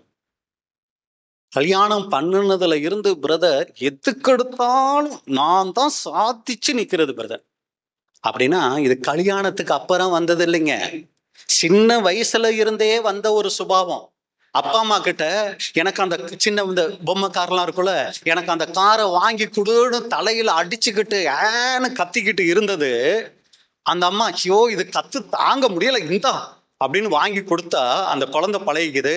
ரொம்ப அடம் பிடிச்சா நம்ம கேட்கறது நமக்கு கிடைச்சிரும். இந்த மாதிரி அந்த குழந்தை வளர்ந்து வளர்ந்து இப்ப ஒரு குடும்பத்துக்குள்ள போகும்போது என்ன தெரியுங்களா பண்ணுது? தன் கணவனுக்கிட்ட அதே சுபாவத்தை காமிக்குது. நான் அடம் பிடிச்சேன்னா எங்க வீட்டுக்காரர் கடன்பட்டாவது யாரு காலில் விழுந்தாவது ஏதாவது ஒண்ணு எனக்கு வாங்கிட்டு வந்து கொடுத்துருவாரு. அந்த நகை வேணும்னு அடம் பிடிச்சேன்னு வையே, எனக்கு வண்டி வாங்கி தரணும்னு அடம் பிடிச்சேன்னு வையே, மனுஷன் தலை நிமிர முடியாது. வாங்கி கொடுத்தா தான் வீட்டுல அவருக்கும் சாப்பாடு, நானும் சாப்பிடுவேன், இல்லைன்னா ஆக்கி போட்டுருவேன். நான் தொட மாட்டேன், 2 நாளும் பட்டினியாவே இருப்பேன். எனக்கு கிடைக்கிற வரைக்கும் விட மாட்டேன். இந்த பிடிவாத குணம் இருக்கிற வரைக்கும் குடும்பம் உருப்படாது. ஒரு தேவனுடைய பிள்ளை அப்படி இருக்கக்கூடாது. வாழ்விலும் வாழ தெரிஞ்சிருக்கணும், தாழ்விலும் வாழ தெரிஞ்சிருக்கணும். அப்படித்தான் மேரேஜ் அன்னைக்கு என்னமோ ஒரு யோசனைகளை நம்ம பண்ணின உடன்படிக்கை. புரியுதுங்களா எல்லாருக்கும்? எப்பதான் இதை முடிப்பாங்களோ, நைட்லாம் சரியா தூக்கம் வரல, இப்ப வேற கஜ கஜன் இருக்கு இந்த கோட்டெல்லாம் போட்டுக்கிட்டு. இவர் வேற சொல்றாரு, வாழ்விலும் தாழ்விலும் இன்பத்திலும் துன்பத்திலும். இல்லைங்க, அத்தனை பேர் முன்னாடி கொடுத்துருக்குறோம். உன் வாழ்விலையும் நான் உன் கூட இருப்பேன், உனக்கு தாழ்வு வந்தாலும் உன் கூட இருப்பேன்னு சொல்லிட்டு நான் சொல்றத செஞ்சே ஆகணும்னு நம்ம சாதிச்சோம்னா அந்த உடன்படிக்கைகளையும் ஃபெயிலியரு. இங்க செஞ்சிருக்கமே ஆண்டவர்கிட்ட, இந்த உடன்படிக்கையிலும் ஃபெயிலியர். ஆனா பாட்டு பாத்தீங்கன்னா, அப்பா என்ன பாட்டு இப்ப பாடணும்? பாடினவங்களை சொல்லல, எல்லாரும் தானே பாடணும். என்ன பாட்டு? தேவ ஜனமே பாடி தூதிப்போம். ஆனா கட்டி இருக்கிற சேலைக்கு போராட்டம் இருக்கே, அவர் அங்க கண்ணீர் வடிச்சுக்கிட்டு இருப்பாரு. ஆனா இங்க பார்த்தா அப்படி இருக்கும் பாட்டு, பிரயோஜனம் ஒன்றும் இல்லை. அப்ப அன்புக்குரிய சகோதர சகோதரிகளே, எதுக்கு இதை சொல்ல வந்துட்டேன் அப்படின்னு சொன்னீங்கன்னா, பிடிவாத குணம் நமக்குள்ள இருந்தா நாம பரலோக வாய்ப்புக்கு போக முடியாது. அப்ப இது எங்க ஆரம்பிச்சிருச்சுன்னா, ஜென்ம சுபாவத்துல இது ஆரம்பிச்சிருச்சு. நீங்க எவ்வளவு உங்க கணவர்கிட்ட பிடிவாதம் பிடிக்கிறீங்களோ, நீங்க எவ்வளவு உங்க மனைவி கிட்ட பிடிவாதம் பிடிக்கிறீங்களோ, அத வேற ஒருத்தர் பார்த்துக்கிட்டு இருக்கிறாங்க. யாரு? உங்க பிள்ளைகள். இவங்க பார்த்து பழகுறாங்க. வாலிப வயது வந்துருச்சுன்னா, நாளைக்கு நான் மேரேஜ் பண்ணனா என் துணை கிட்ட நான் இப்படித்தான் நடக்கணும், இப்படித்தான் பேசணும்னு அவங்க பழகிக்கிட்டு இருக்கிறாங்க. நமக்கு தெரியல. இவன் என்ன மாதிரியே ஸ்டைல் பண்ணுவான் தெரியுமா, இவன் என்ன மாதிரியே பண்ணுவா தெரியுமா, பேசுவா, எல்லாம் பண்ணுவா. அது மட்டும் இல்ல, இந்த குணமும் சேர்ந்து வளர்ந்துகிட்டு இருக்கு. நமக்கு தெரியல. அவங்கள தவறா உருவாக்கிக்கிட்டு இருக்கிறோம். ஜெபம் பண்ணு, நல்ல பைபிள் படி, எங்க தேவனுடைய திட்டம் ஏ சொல்லு, பி சொல்லு, டி சொல்லு, இ சொல்லு, நல்லது. ஆனா இதையும் சேர்த்து வளர்த்தோம்னா அதனால எந்த பிரயோஜனமும் இல்லை. அன்புக்குரிய சகோதர சகோதரிகளே, ரொம்ப கவனமா இருக்கணும். அப்ப இந்த பிடிவாத குணத்தை சின்ன வயசுல பெற்றவங்க வேணும்னா பொறுத்துக்குவாங்க. ஆனா துணைன்னு வரும்போது அது குடும்பத்துல பாதிப்பை கொண்டு வரும். பிரதர், நல்ல உடன்படிக்கை செஞ்ச சகோதரன்னு சொல்லி மேரேஜ் பண்ணி கொடுத்துட்டேன் பிரதர், அவன் என் மகளை படுத்துற பாடு இருக்கே. பிரதர், நல்ல உடன்படிக்கை செஞ்ச பொண்ணுன்னு சொல்லி என் பையனை கொடுத்துட்டேன், அதே மாதிரி பொண்ணை கொடுத்துட்டேன். ஆனா அவங்க பண்ற குடும்ப அட்டகாசம், ஏன் தான் இதுல கொடுத்தனும் ஒரு பேர் சபையில யாருக்காவது ஒருத்தனுக்கு கொடுத்துருந்தனா கூட, இல்ல ஒரு இந்துவுல யாருக்காவது கட்டி வச்சிருந்தா கூட என் புள்ள வாழ்க்கை நல்லா இருந்திருக்கும். பெற்றோருங்க கண்ணீர் வடிச்சாங்கன்னா, அன்புக்குரிய சகோதர சகோதரிகளே, அதுக்கெல்லாம் நம்ம பதில் சொல்லணும். நம்ம ஈஸியா சண்டையை போட்டு அடுத்த நாள் சேர்ந்துருவோம். அவங்க தூங்காம அழுதுகிட்டு இருப்பாங்க. அது இந்த காலம் அப்படி ஆகி போச்சு. அந்த காலத்துல எல்லாம், அப்பா என் வீட்டுக்காரர் என்ன அடிச்சுட்டாருப்பா அப்படின்னு சொல்லி அதை அந்த அம்மா சொன்னிச்சுன்னா 3 நாள் கழிச்சுதான் அவங்க அப்பா அம்மாவுக்கே தெரியும். எப்படி சொல்றீங்க? போன் இல்ல, லெட்டர் தான் எழுதி கொடுக்கணும். அது அங்க போய் சேர்றதுக்கு 3 நாள் ஆயிருக்கும். அவர் இதை பார்த்துட்டு, அப்படியாடா என் பிள்ளைய அடிச்சா, இந்தா வாரேன் அப்படின்னு அவர் கிளம்பி வந்து சேரும் போது பார்த்தா சண்டையெல்லாம் மறந்து இவங்க சமாதானம் ஆயிட்டு இருப்பாங்க. வாங்கப்பா, என்னமோ வீட்டுக்காரர், அவரை பத்தி எல்லாம் தப்பா பேசாதீங்க, சமாதானம் ஆயிட்டு இருந்துச்சு. இப்ப ஸ்பாட்டுக்கு போன் அடிச்ச உடனே ஸ்பாட்டுக்கு அவர் வந்து நின்னு, நீ வாமா என் கூட, எப்படி உன்னை அடிக்கலாம், அது பொதுவாகவே அப்பாவுக்கு பொண்ணுன்னா ரொம்ப உசுறு வரீங்களா, எப்படி உன்னை அடிக்கலாம்னு உடனே இழுத்துட்டு போயிடுறது. சமாதானம் ஆகிறதுக்கு வாய்ப்பே இல்லை. அன்புக்குரிய சகோதர சகோதரிகளே, திருமணம் பண்ணி கொடுத்தா அந்த பெற்றோர் 2 மணமகளினுடைய பெற்றோர் சந்தோஷப்படணும். அப்படி இருந்தா தான் நாம புது சிருஷ்டியா இருக்கிறோம். ரொம்ப ஜாக்கிரதையா இருக்கணும் அன்புக்குரிய சகோதர சகோதரிகளே. அதே போல பெற்றோர்களை மட்டும் இல்ல, அது குடும்ப வாழ்க்கையும் பாதிக்குது. பாருங்க, பழைய ஏற்பாட்டு காலத்துல ஒரு கணவன் மனைவி இருக்கிறாங்க. ரொம்ப நாள் கழிச்சு அந்த அம்மாவுக்கு குழந்தை பிறக்குது. குழந்தை பிறந்த உடனே அந்த அம்மா வீட்டுக்காரர்கிட்டயே சொல்லல. இந்த அம்மா ஒரு பொருத்தனையை பண்ணிருச்சு, என் புள்ள பெரிய ஆள் ஆச்சுன்னா, ஒரு அளவு வந்துடுச்சுன்னா என் பிள்ளைய கொண்டு போய் கோயில்ல விட்டுருவேன். புரியுற மாதிரி சொல்லணும்னா, ஏன்னா சபை அன்னைக்கு இல்லை, எங்க விட்டுறா, கூடாரத்துல, ஆசரிப்பு கூடாரத்துல கொண்டு போய் விட்டுருவேன்னு சொல்லிருச்சு. உடனே வீட்டுக்காரருக்கு வந்துச்சு பாருங்க கோபம். யாரை கேட்டு முடிவு பண்ண, குடும்பத்தோட தலை நானு, என்ன கேட்டா நீ முடிவு பண்ண, ஏன் பேச்ச மீறி நீ செஞ்சிருவியா, அப்படியெல்லாம் நீ சொல்றபடியெல்லாம் நான் கேட்க முடியாது அப்படின்னு சொல்லி அந்த கணவர் என்ன பண்ணல, சொல்லல. யாருங்க அவரு? எல்கானா. அவர் என்ன தெரியுங்களா சொன்னாரு? 1 சாமுவேல் 1:20 முதல். 1 சாமுவேல் 1:20 முதல். சில நாள் சென்ற பின்பு அன்னாள் கர்ப்பவதியாகி ஒரு குமாரனை பெற்று கர்த்தரிடத்தில் அவனை கேட்டேன் என்று சொல்லி அவனுக்கு சாமுவேல் என்று பெயரிட்டாள். இப்ப புள்ள பிறந்தாச்சு, பேரு வச்சாச்சு. எல் எல்கானா என்பவன் கர்த்தருக்கு வருஷாந்திரம் செலுத்தும் பலியையும் தன் பொருத்தனையையும் செலுத்தும்படியாக தன் வீட்டார் அனைவரோடும் கூட போனான். இந்த கன்வென்ஷனுக்கு நம்ம வர மாதிரி அவரும் அவரு தேவனுடைய ஆலயத்துக்கு போவாரு, கூடாரத்துக்கு. அன்னாள் கூட போகவில்லை. அவள் பிள்ளை பால் மறந்த பின்பு அவன் கர்த்தரின் சந்நிதியிலே காணப்படவும் அங்கே எப்பொழுதும் இருக்கவும் நான் அவனை கொண்டு போய் விடுவேன் என்று தன் புருஷனிடத்தில் சொன்னாள். அப்ப பாருங்க, அப்ப கணவன் என்ன சொன்னாரு பாருங்க. அப்பொழுது அவள் புருஷனாகிய எல்கானா அவளை நோக்கி, நீ உன் இஷ்டப்படி செய்து அவனை பால் மறக்க பண்ணு மட்டும் இரு, கர்த்தர் தம்முடைய வார்த்தையை மாத்திரம் நிறைவேற்றுவாராக என்றார். போதுங்க. அப்ப அன்புக்குரிய சகோதரர்களே, இங்க பாருங்க, கணவன் மனைவிக்கு ஒரு அதிகாரம் கொடுக்கிறார். உன் இஷ்டப்படி செய்யுமா, நீ உன் விருப்பப்படி செய். பாருங்க, இங்க அந்த பிடிவாத குணம், நான் சொல்றதான் கேட்கணுங்கிற ஒரு பிடிவாத குணம் அங்க இல்லைன்னு பாக்குறோம். அப்ப கணவன் மனைவி உறவு நல்லா இருக்கணும்னா முதலாவது அவங்களுக்கு இருக்க வேண்டியது ஒருவருக்குள் ஒருவர் அக்கறை. தன் மாம்சத்தை பகைத்தவன் ஒருவனும் இல்லையே. அப்ப தன் மனைவியை தன் கணவன் மேல அக்கறை உள்ளவர்களா இருக்கணும். 2வது, பிடிவாத குணம் இருக்கக்கூடாது. 3வது, இருக்க வேண்டிய குணலட்சணம் சுய கட்டுப்பாடு. ரொம்ப நல்லா கவனிங்க அன்புக்குரிய சகோதர சகோதரிகளே, சுய கட்டுப்பாடு. 1 பேதுரு 5:8. தெளிந்த புத்தியுள்ளவர்களாய் இருங்கள், விழித்திருங்கள், ஏனெனில் உங்கள் எதிராளியாகிய பிசாசானவன் கெர்ச்சிக்கிற சிங்கம் போல் எவனை விழுங்கலாமோ என்று வகை தேடி சுற்றித் திரிகிறான். தெளிந்த புத்தி, செல்ஃப் கண்ட்ரோல், ஒரு சுய கட்டுப்பாடு ஒரு கணவனுக்கும் மனைவிக்கும் அவசியம். இது குடும்பத்தை சிறப்பா வழி நடத்த அது பிரயோஜனமா இருக்கும். அப்ப அன்புக்குரிய சகோதர சகோதரிகளே, கணவன் மனைவிக்குள் காணப்பட வேண்டிய முக்கிய 3வது ஒரு குணலட்சணம் சுய கட்டுப்பாடு. இதுக்கு நிறைய காரியங்கள் பேசலாம். ஒரே ஒரு காரியத்தை நம்ம பேசலாம்னு நினைக்கிறோம். என்ன அப்படின்னா, எதிர்பாலினருடன் பழகும் விஷயம். எல்லாம் கவனிக்கிறீங்களா? ஒரு கணவன் மனைவிக்குள் இருக்க வேண்டிய முக்கியமான ஒரு காரியம் எதிர்பாலினருடன் பழகுகிற விஷயம். இதுல ரொம்ப எச்சரிக்கையா இருக்கணும். சகோதரர் இதை குறித்து சொல்லும்போது நம்ம எல்லாருக்கும் தெரிஞ்ச ஒரு காரியம்தான். மேலும் கூடுமான வரையில் அறை கதவுகள் அகலமாக திறந்திருக்காத பட்சத்தில் எதிர்பாலினரோடு ஒரே அறையில் தனிமையில் இருப்பதை தவிர்ப்பேன். ரொம்ப முக்கியமான விஷயம், எதிர்பாலினரோட நாம நடந்து கொள்ளுகிற விஷயங்கள். அப்படியெல்லாம் நான் இல்லை பிரதர், நான் எதிர்பாலினரோட ஒரே அறையில நான் தனிமையில இருக்கிறது இல்லை அப்படிங்கிறதும் ஒண்ணுதான். போன் ரொம்ப நேரம் எதிர்பாலினரோட பேசுறதும் ஒண்ணுதான். நீங்க அறை வீட்டுக்குள்ள இருக்கிறதும் ஒண்ணுதான். யாருக்கும் தெரியாம போனை எடுத்துக்கிட்டு மணிக்கணக்கா பேசுகிறதும் ஒண்ணுதான். இத அன்புக்குரிய சகோதர சகோதரிகளே நாம தவிர்க்கணும்.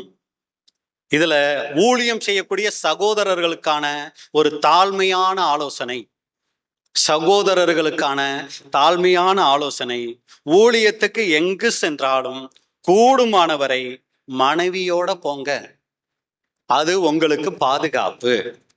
அடுத்து, எதிர்பாலினரிடத்துல பேசும்போது கூடுமானவரை உங்க துணைய பக்கத்துல வச்சுக்கங்க.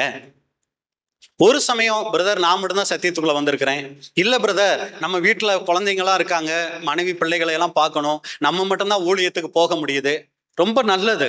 ஆனா எதிர்பாலினரோட பேசும்போது கூட ஒரு சகோதரனை வச்சுக்கங்க. ஒரு சகோதரியோட தனிப்பட்ட முறையில ரொம்ப நேரம் பேசுறத தவிர்த்துருங்க. பேச வேண்டிய சூழ்நிலைகள் வரும், ஏன்னா ஊழியம் செய்கிறோம். சகோதரர்கள் சகோதரிகளோட நம்ம பேசுறதுக்கு வாய்ப்புகள் நிறைய இருக்கு. ஆனா எதிர்பாலினரோட ரொம்ப நேரம் பேசுறத தவிர்த்துருங்க. அடுத்து, அன்புக்குரிய சகோதர சகோதரிகளை, ஏற்கனவே நம்ம சொன்ன மாதிரி எதிர்பாலினரிடம் ரொம்ப நேரம் அலைபேசியில பேசிடாதீங்க, நேரத்தை ரொம்ப கம்மி பண்ணிக்கங்க. அடுத்து, ஒருபோதும் அவங்களுடைய குடும்ப வாழ்க்கையை பத்தி பேசாதீங்க. சிஸ்டர், அப்புறம் ஃபேமிலியில பிரதர்லாம் எப்படி இருக்கிறாரு, பரவாயில்லையா? எங்க பிரதர் கேக்குறீங்க, எங்க வீட்டுக்காரர் ரொம்ப மோசம் பிரதர். தயவு செஞ்சு இதை தவிர்த்து விடுங்கள். இது சகோதரர்களுக்கு தாழ்மையான ஒரு ஆலோசனை. நிறைய சொல்லலாம், நேரத்துல கருத்துல கொண்டு நம்ம குறைச்சிட்டு போறோம். அப்ப நம்மளுடைய கேள்வி என்னன்னா, பிரதர், எதிர்பாலினரோட பேசுறது ஒரு சமயம் அவங்கள நான் தப்பாவே நினைக்கிறேன்னு வச்சுக்குவோம். யாருக்கு பிரதர் இதெல்லாம் தெரிய போகுது? இதெல்லாம் ஒரு பெருசா பிரதர், இதெல்லாம் தேவன் பார்த்துக்கிட்டு இருக்கிறாரா? சகோதர சகோதரிகளுக்கே நான் மனசுல என்ன நினைக்கிறேன்னு தெரியாது. நாங்க 2 பேரும் தனியா போன்ல மணிக்கணக்கா பேசுறோம். யாருக்கு பிரதர் இதெல்லாம் தெரிய போகுது? தேவன் இதையெல்லாம் போய் ஒரு கணக்குல வைப்பாரா பிரதர் அப்படின்னா? வைப்பாருங்களா, வைக்க மாட்டாரா? கணக்குல கண்டிப்பா வைக்கிறார். தவறாய் எதிர்பாலினரோட தவறா நடந்தா தேவன் அதை கணக்குல வைக்கிறாருங்களாம். ரொம்ப கோவப்படுறாராம். இஸ்ரேல் ஜனங்கள் அப்படி இருந்தாங்களாம். தேவன் என்ன தெரியுங்களா சொன்னாரு?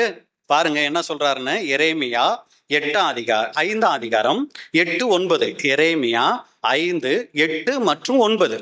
அவர்கள் கொழுத்த குதிரைகளைப் போல் காலமே எழும்பி அவனவன் தன் தன் அயலானுடைய பெண் ஜாதியின் பின்னாலே கனைக்கிறான். இவைகளை விசாரியாதிருப்பேனோ? இப்படிப்பட்ட ஜாதிக்கு என் ஆத்துமா நீதியை சரிகட்டாதிருக்குமோ என்று கர்த்தர் சொல்லுகிறார். கவனிச்சிங்களா? எல்லாம் இருக்கீங்களா? அவர்கள் கொழுத்த குதிரைகளை போல காலமே எழும்பி அவனவன் தன் தன் பெஞ்சாதியின் பின்னாலே கணைச்சா பரவாயில்ல அப்படின்னு சொல்லி அவங்க பெஞ்சாதி பின்னாலே கணைச்சா பரவாயில்ல, அயலானுடைய பெஞ்சாதியின் பின்னாலே கணைக்கிறான். அதை சொல்லிட்டு இவைகளை விசாரியாது இருப்பேனோ? இதை நான் விசாரிக்காம இருப்பேனா? இப்படிப்பட்ட ஜாதிக்கு என் ஆத்துமா நீதியை சரி கட்டாம இருக்குமா? இது இன்னொரு மொழிபெயர்ப்புல பாத்தீங்கன்னா ரொம்ப மோசமா இருக்குங்க அந்த வார்த்தை. காம வெறி கொண்ட குதிரையை போல இன்னொருவரின் மனைவிக்காக அலைகிறார்கள். எவ்வளவு மோசமா இருக்கு பாருங்க வார்த்தை. இதையெல்லாம் நான் தட்டி கேட்க வேணாமா? இதெல்லாம் ஆண்டவர் பார்த்துக்கிட்டு இருக்காராக்கும். நான் செய்யற ஊழியத்தை வேணா பார்ப்பாரு. ஆனா இதையெல்லாம் ஆண்டவர் பார்க்கிறாரா? அதைத்தான் பார்க்கிறாரு. ரொம்ப ஜாக்கிரதையா இருக்கணும் அன்புக்குரிய சகோதர சகோதரிகளே. இது சகோதரர்களுக்கு கொடுக்கிற தாழ்மையான ஆலோசனை. அடுத்து சகோதரிகளுக்கு கொடுக்க வேண்டிய தாழ்மையான ஆலோசனை என்னன்னா, சுய கட்டுப்பாட்டுல ஊழியம் செய்யும் சகோதரன் மேல் ஒரு ஈர்ப்பு வருவது உண்மை.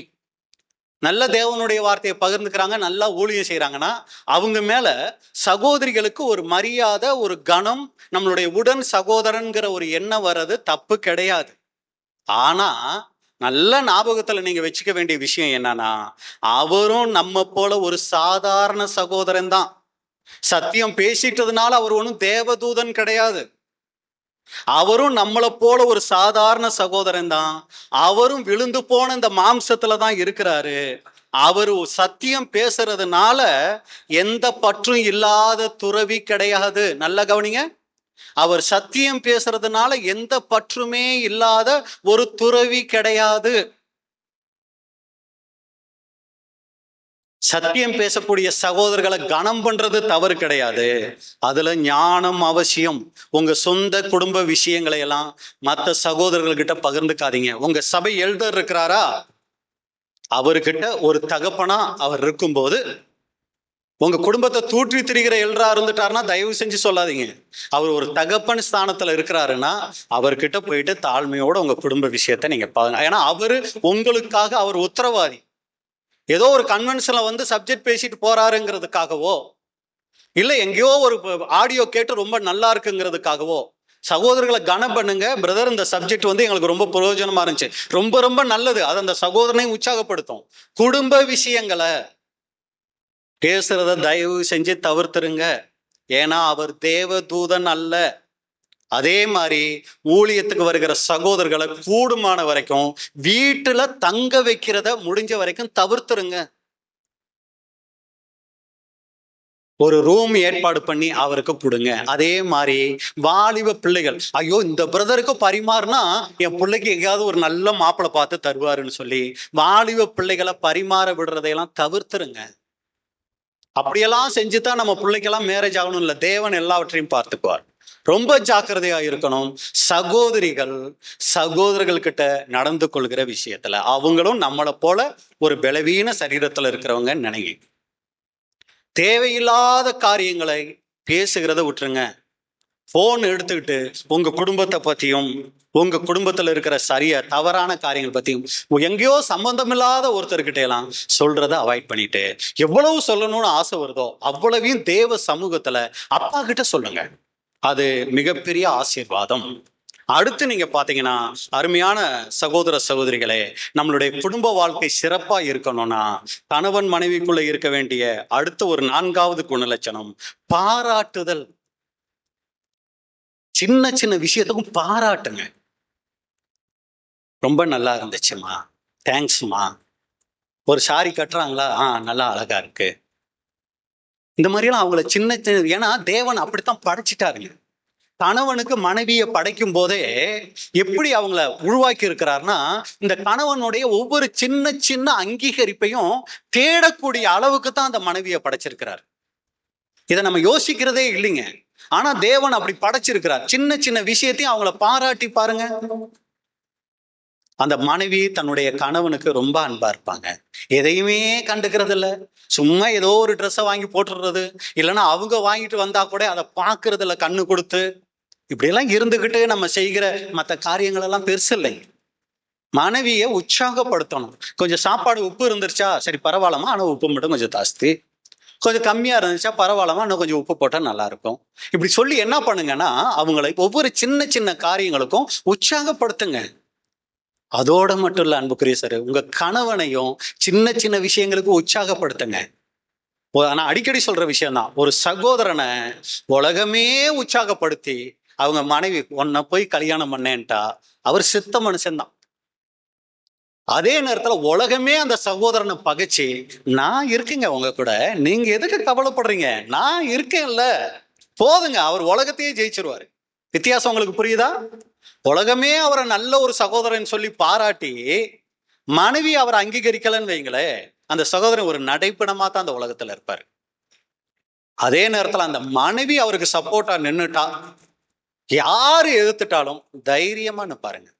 ஏன்னா அதான் ரகசியம், அதான் குடும்பத்துல தேவன் வைத்திருக்கிற ரகசியம். கணவன் மனைவி 2 பேரும் சத்தியத்துக்குள்ள நீங்க இங்க வந்திருந்தீங்கன்னா, தயவு செஞ்சு இந்த ஒரு பொருத்தனையை நீங்க எடுங்க. ஒவ்வொரு சின்ன சின்ன விஷயத்துக்கும் என் மனைவியை பாராட்டுவேன், என் கணவனை பாராட்டுவேன்னு சொல்லி நீங்க எடுங்க. தயவு செஞ்சு மனைவியை அற்பமா பார்க்காதீங்க. ஒருத்தர் அப்படித்தாங்க இருந்தாரு, 2 சம்சாரம் அவருக்கு, சரிங்களா? தங்கச்சியை ரொம்ப நேசிக்க ஆரம்பிச்சிட்டாரு, அக்காவை கண்டுக்கவே இல்லை. யாருங்க அது? யாக்கோபு. ஆண்டவர் அதை பார்த்தாரானா? பார்த்தாரு. பாருங்க, ஆதியாகமம் 29ஆம் அதிகாரம் 31வது வசனம். ஆதியாகமம் 29:31. லேயாள் அற்பமாய் எண்ணப்பட்டாள் என்று கர்த்தர் கண்டு. போதும். லேயாள் அற்பமாய் எண்ணப்படுகிறதை கர்த்தர் கண்டு. யாக்கோபு கூட யோசிக்கவே இல்லை, இது வேண்டான்னு விட்டுருந்தேன், தேவையில்லாம 7 வருஷம் வேலை செஞ்சது வேஸ்ட், இதை தூக்கி எனக்கு கட்டி வச்சுட்டா அந்த மாமன், நிம்மதியா இருந்திருப்பேன் ராகேல கல்யாணம் பண்ணியிருந்தா. இந்த பூச்சிக்கண்ணை கொண்டு வந்து எனக்கு கல்யாணம் பண்ணி வச்சுட்டு, இவளை பார்த்தாலே எனக்கு பிடிக்கல. ஆனா கர்த்தர் அதை பார்த்துக்கிட்டு இருந்தாரு. லேயா நீ அற்பமா நினைக்கிற, ராகேலுக்கு ஸ்டாப் கற்பம், லேயாளுக்கு கற்பத்தை கொடுத்தார். நம்ம நினைச்சுக்கிறோம் இந்த சின்ன விஷயத்தையெல்லாம் ஆண்டவர் போய் பார்த்துக்கிட்டு இருப்பாராகும். ஓடி உன்னை போய் கல்யாணம் பண்ணதுக்கு நான் வேற யாரையா கல்யாணம் பண்ணா, இதெல்லாம் நம்ம சாதாரணமா உச்சரிக்கிற வார்த்தைகள். ஆனா தேவனுக்கு கணக்கு கொடுக்க, நான் பார்த்து கொடுத்த பெண்ணை, நான் கொடுத்த ஆணை இப்படியெல்லாம் நீ பேசிட்டு இருக்கிறியா? அன்புக்குரிய சகோதர சகோதரிகளே, லேயாள் அற்பமா எண்ணப்பட்டாள் என்று கர்த்தர் கண்டு. இன்னைக்கு ஒவ்வொரு குடும்பத்திலையும் கணவன் மனைவியை சிரமப்படுத்திக்கிட்டு இருந்தா அதை கர்த்தர் கவனிச்சுக்கிட்டு இருக்கிறார். அந்த வார்த்தைகளை கேட்கிறாரு. என் பிள்ளைய இப்படியெல்லாமா நீ கிண்டல் பண்ணிக்கிட்டு இருக்கிற, என் பிள்ளைய இப்படியெல்லாமா நீ பேசிக்கிட்டு இருக்கிற, கர்த்தர் பார்த்துட்டு இருக்கிறாருங்க. நம்ம நினைக்கிறது இல்லை, இதெல்லாம் கர்த்தர் பார்க்கிறாரு. ஏன்னா இந்த மாதிரி சப்ஜெக்ட் நம்ம கேட்கறது இல்லையே. கேட்டா தானே நமக்கு ஒரு பயம் வரும். நம்ம கேட்கறதே இல்லையே. அதே மாதிரி கணவனை தேவையில்லாம பேசுகிற வார்த்தைகளை கர்த்தர் கவனிச்சுக்கிட்டு இருக்கிறாரு. நம்ம உடன்படிக்கையெல்லாம் தேவன் கணக்கிலே எடுக்க மாட்டாருங்க. ராஜ்யத்துல உயிர்த்தெழுந்து வர ஜனங்களுக்கு எப்படாத்த ஒழுக்கத்தை சொல்லி கொடுத்துட போறோம் நம்ம, இப்படி ஒரு வாழ்க்கை நம்ம வாழ்ந்துட்டு. அப்ப அன்புக்குரிய சகோதர சகோதரிகளே, பாராட்டுகிற விஷயத்துல ரொம்ப கவனமா இருக்கணும்.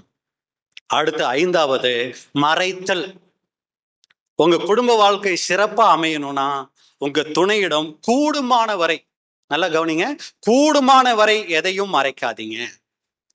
ஏன் பிரதர் கூடுமான வரைன்னு சொல்றீங்க? கூடுமான வரை சொல்லாமலேயே எதையும் மறைக்காதீங்கன்னு நீங்க சொல்லலாமே அப்படின்னா காரணம் இருக்கு, அதை பின்னாடி சொல்றேன். அப்ப பாத்தீங்கன்னா கூடுமான வரைக்கும் எதையும் மறைக்காதீங்க. உங்க மொபைல் போனை பாஸ்வேர்டு போட்டு யாரும் பார்க்கக்கூடாது. சரி, ஆனா உங்க துணை கூட பார்க்க கூடாதுங்கிற அளவுக்கு அப்படி ஒரு ரகசியம் உங்களுக்கு இருக்க வேண்டாம். அது உங்க துணை உங்க மேல வைத்திருக்கிற நம்பிக்கையை குறைய பண்ணும். அது கணவனா இருந்துட்டாலும் சரி, மனைவியா இருந்துட்டாலும் சரி, எப்ப வேணும்னாலும் உங்க போனை எடுத்து அவங்க பார்க்கக்கூடிய அளவுக்கு வெளிப்படையா இருங்க. அந்த மறைவு வேணாம். அதே மாதிரி வரவு செலவு கணக்கு, கணவன் மனைவிக்குள்ள மறைவு இருக்க வேண்டாம். நீங்க வெளியில ஒரு கடன் வாங்கியிருந்தீங்களா, அதை மனைவிக்கு தெரியப்படுத்திடுங்க. கணவனுக்கு தெரியாம நீங்க எந்த ஒரு காரியத்தையும் மறைச்சு வைக்காதீங்க. கோத்தகிரியில் அப்படிதான் ஒரு கோடீஸ்வரன் என்ன தெரியுங்களா பண்ணாரு? மிகப்பெரிய கோடீஸ்வரன் அவர், முஸ்லிம்காரரு. சொத்து பூரா வாங்கியிருக்கிறாரு, எந்த எழுத்துப்பூர்வமாவும் வாங்கி வைக்கல. அதே மாதிரி தன்னுடைய மனைவிக்கு தெரியாம என்ன தெரியுங்களா பண்ணி வச்சிருக்கிறாரு? நிறைய சொத்தை வாங்கி போட்டிருக்கிறாரு. இப்ப 1 கோடின்னு வைங்களே, 50 லட்சத்தை கொடுத்துட்டு 50 லட்சத்தை அப்புறம் தாரேன்னு பெண்டிங் வச்சிருக்கிறாரு. யாருக்கிட்டையுமே ஒரு சொல்லல. திடீர்னு ஒரு நாள் ஹார்ட் அட்டாக் வந்து செத்து போயிட்டாரு. ரொம்ப ரொம்ப கீழான நிலைமைக்கு வந்துட்டாங்க அந்த குடும்பம். அவங்க ஒரு சில காரியங்களுக்கு கேள்விப்பட்டிருந்தது, அவர் ஏதோ சொல்லியிருப்பாரான்னு தெரியல. ஏங்க எங்க வீட்டுக்கார் உங்ககிட்ட 50 லட்சம் கொடுத்து இந்த மாதிரி இந்த இடத்த இது பண்ணி இருந்தாராமே. யார் சொன்னா? அவர் தான் எங்களுக்கு பணம் தரணும் தெரியுமா அப்படின்ட்டாங்க. உண்மையில நடந்த சம்பவங்க. ரொம்ப கஷ்டப்பட்டாங்க அவங்க. ஆனா ஓரளவுக்கு வசதியான குடும்பங்கிறதுனால சமாளிச்சுட்டாங்க. காரணம் என்னது? தன்னுடைய துணை கிட்ட எல்லா விதமான காரியங்களையும் சொல்லி வைக்கல. நீங்க கடன் வாங்கியிருந்தாலும் உங்க துணை கிட்ட சொல்லி வைங்க. நீங்க யாருக்காவது கடன் கொடுத்திருந்தாலும் சொல்லி வைங்க. ஒரு சமயம் அவங்களுக்கு தெரியாம அதை செய்யாம இருங்க. அது குடும்பத்துக்கு ஆரோக்கியத்தை கொண்டு வரும். எப்ப இந்த ஒருத்தருக்கு ஒருத்தர் கணவன் மனைவிக்குள்ள இந்த மறைச்சிக்கிற பழக்கம் வந்துச்சு தெரியுங்களா? எப்ப வந்திருக்கும்னு நினைக்கிறீங்க? ஏதேன் தோட்டத்திலேயே வந்துருச்சு. எப்ப பாவம் உள்ள வந்துச்சோ அது வரைக்கும் ரொம்ப ஃப்ரீயா தான் 2 பேரும் இருந்தாங்க. சரீர பிரகாரமாவும் சரி, மன ரீதியாகவும் சரி, 2 பேரும் ரொம்ப ஃப்ரீயா தான் இருந்தாங்க. எப்ப பாவம் உள்ள வந்துச்சோ அப்பதான் ஒருத்தருக்கு ஒருத்தர் தங்களை மறைச்சிக்க ஆரம்பிச்சாங்க. ஆதியாகமம் 3ஆம் அதிகாரம் 7வது வசனம். ஆதியாகமம் 3:7. அப்பொழுது அவர்கள் இருவருடைய கண்களும் திறக்கப்பட்டது. அவர்கள் தாங்கள் நிர்வாணிகள் என்று அறிந்து அத்தி இலைகளை தைத்து தங்களுக்கு அரைக்கச்சைகளை உண்டு பண்ணினார்கள். ஏவாள் தன்னை பாத்திரக்கூடாது, ஆதாம் தன்னை பாத்திரக்கூடாது, அத்தி இலைகளை வைத்து தங்களை மறைத்துக் கொள்ளுகிறார்கள். அப்ப அன்புக்குரிய சகோதர சகோதரிகளே, கணவன் மனைவிக்குள் குடும்ப உறவு சிறப்பா இருக்கணும்னா வெளிப்படையா இருங்க, உண்மையா இருங்க. ஏன்னா நம்ம குடும்பத்துல, நம்ம ஆரம்பத்துல சொன்னபடிதான், சகோதரருடைய எழுத்துக்கள்ல சொன்னதுதான், குடும்பத்துல நம்ம உண்மையா இல்லாம உண்மையுள்ளோர் வாய்ப்புக்கு போயிடலாம்னு நினைச்சோம்னா அது நம்மளை நாமளே ஏமாத்திக்கிற ஒரு காரியம். இப்ப இதுலயே ஒரு கேள்வி, கூடுமான வரைன்னு சொன்னீங்களே பிரதர், ஏன் பிரதர் கூடுமான வரை சொன்னீங்க அப்படின்னா, இன்னைக்கு ஒரு சில காரியங்களை கணவன் மறைக்க வேண்டிய துர்பாக்கியமான நிலைமைகளை தான் சகோதரர்கள் இருக்கிறாங்க. அதே மாதிரி சகோதரிகளும் இருக்கிறாங்க. புரிஞ்சுக்கிறதுக்காக சொல்றேன்.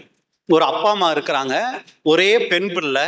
இந்த பிள்ளைய ரொம்ப கஷ்டப்பட்டு வளர்த்து ஆளாக்கி 1 லட்சம் ரூபாய் சம்பளத்துல வேலைக்கு சேர்த்துட்டாங்க உதாரணத்துக்கு. இப்ப மேரேஜ் பண்ணி கொடுத்துட்டாங்க. இப்ப அந்த அப்பா அம்மா ரொம்ப ஒரு எளிமையான நிலைமையில இருக்கிறாங்க. இப்ப அவங்களுக்கு ஒரு கஷ்டம் வந்துடுச்சு.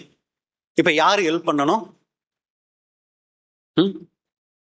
இந்த பெண்ணு தான். ஏன்னா வேற ஆளு தோணை இல்லை இல்லைங்களா? நல்ல சம்பளத்திலையும் வேலைக்கும் சேர்த்து விட்டுருக்காங்க கஷ்டப்பட்டு. இப்ப இந்த அம்மா 1 லட்சம் சம்பாதிக்குதுன்னா, எங்க அப்பா அம்மாவுக்கு உடம்பு சரியில்லையா, ஒரு 10,000மோ 20,000மோ நான் கொஞ்சம் கொடுத்து ஹெல்ப் பண்ணட்டுமானா இந்த சகோதரன் என்ன சொல்லணும்? சரிம்மா, எதுக்கு 10-20 எதுக்கு யோசிக்கிற? வருஷம் மாசம் மாசம் எனக்கே தானே எல்லாத்தையும் கொண்டு வந்து பண்ற, நீ இதுல ஒரு 50,000மே கொண்டு போய் கொடு அப்படின்னு சொல்ற மாதிரி இருந்தா இந்த சகோதரி எப்படி இருப்பாங்க தன் கணவன் கிட்ட? அருமையான மனுஷன், இவர்கிட்ட நான் எதையும் மறைக்க வேணாம். ஒரு சமயம் நானா செஞ்சிருந்தா கூட ஒரு 10,000 தான் கொடுத்துருப்பேன். ஆனா இவர் இவ்வளவு வெளிப்படையா இருக்கிறதுனால நான் அவர்கிட்ட சொல்லாம எதையும் செய்ய மாட்டேன். அதுக்கு இந்த கணவன் எதுக்கு? கல்யாணம் பண்ணி கொடுத்துட்டாங்கல்ல, இனி அவங்களுக்கும் நமக்கு எந்த சம்மந்தமும் இல்லை, சரியா? அங்க கொடுக்குற வேலையெல்லாம் நீ வச்சுக்காத அப்படின்னா இந்த சகோதரி என்னத்தான் பண்ணி ஆகணும்? வேற வழி இல்லை, இல்லைங்களா? இதேதான் சகோதரர்களுக்கும். சகோதரர்கள் குடும்ப தனி குடித்தனம் வந்துட்டாங்க, அப்பா அம்மாவை விட்டு வந்துட்டாங்க. இப்ப அந்த அப்பா அம்மாவுக்கு ஒரு தேவைகள்னா யார் சந்திக்கணும்? சகோதரர்கள் தான் அந்த குடும்பத்தை சந்திக்கணும். அதே இந்த உங்க அப்பா அம்மாவுக்கெல்லாம் சம்பளத்துல ஏதாவது கொடுத்த அப்படின்னாங்கன்னா இவர் தன்னை மறைத்து கொள்ள வேண்டிய அதாவது என்னது அபாக்கியமான ஒரு நிலைமையில தான் அவர் அங்க இருக்கிறார். அப்ப என்னன்னா வெளிப்படையா இருங்கன்னு நம்ம சொல்றது யாருக்கு தெரியுங்களா? புது சிருஷ்டி கணவன் மனைவிக்கு. இன்னைக்கு நிறைய பேர் உடன்படிக்கை பண்ணி வந்துட்டாங்க, எகிப்தியராகவே தான் இருக்காங்க. நம்ம அடிக்கடி சொல்றதுதான், எப்படி கானான் தேசத்துல இருந்து இஸ்ரேல் ஜனங்கள் மட்டும் வரல, கூடவே பஸ்காவும் ஆசரிச்சுட்டு செங்கடலையும் கடந்து யார் வந்துட்டா உள்ள? எகிப்தியரும் கூடவே வந்தாங்க பாருங்க.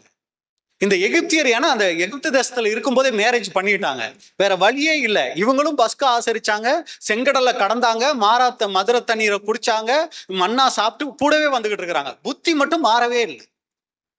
இப்படி இருக்கும்போது ஒண்ணுமே செய்ய முடியாது.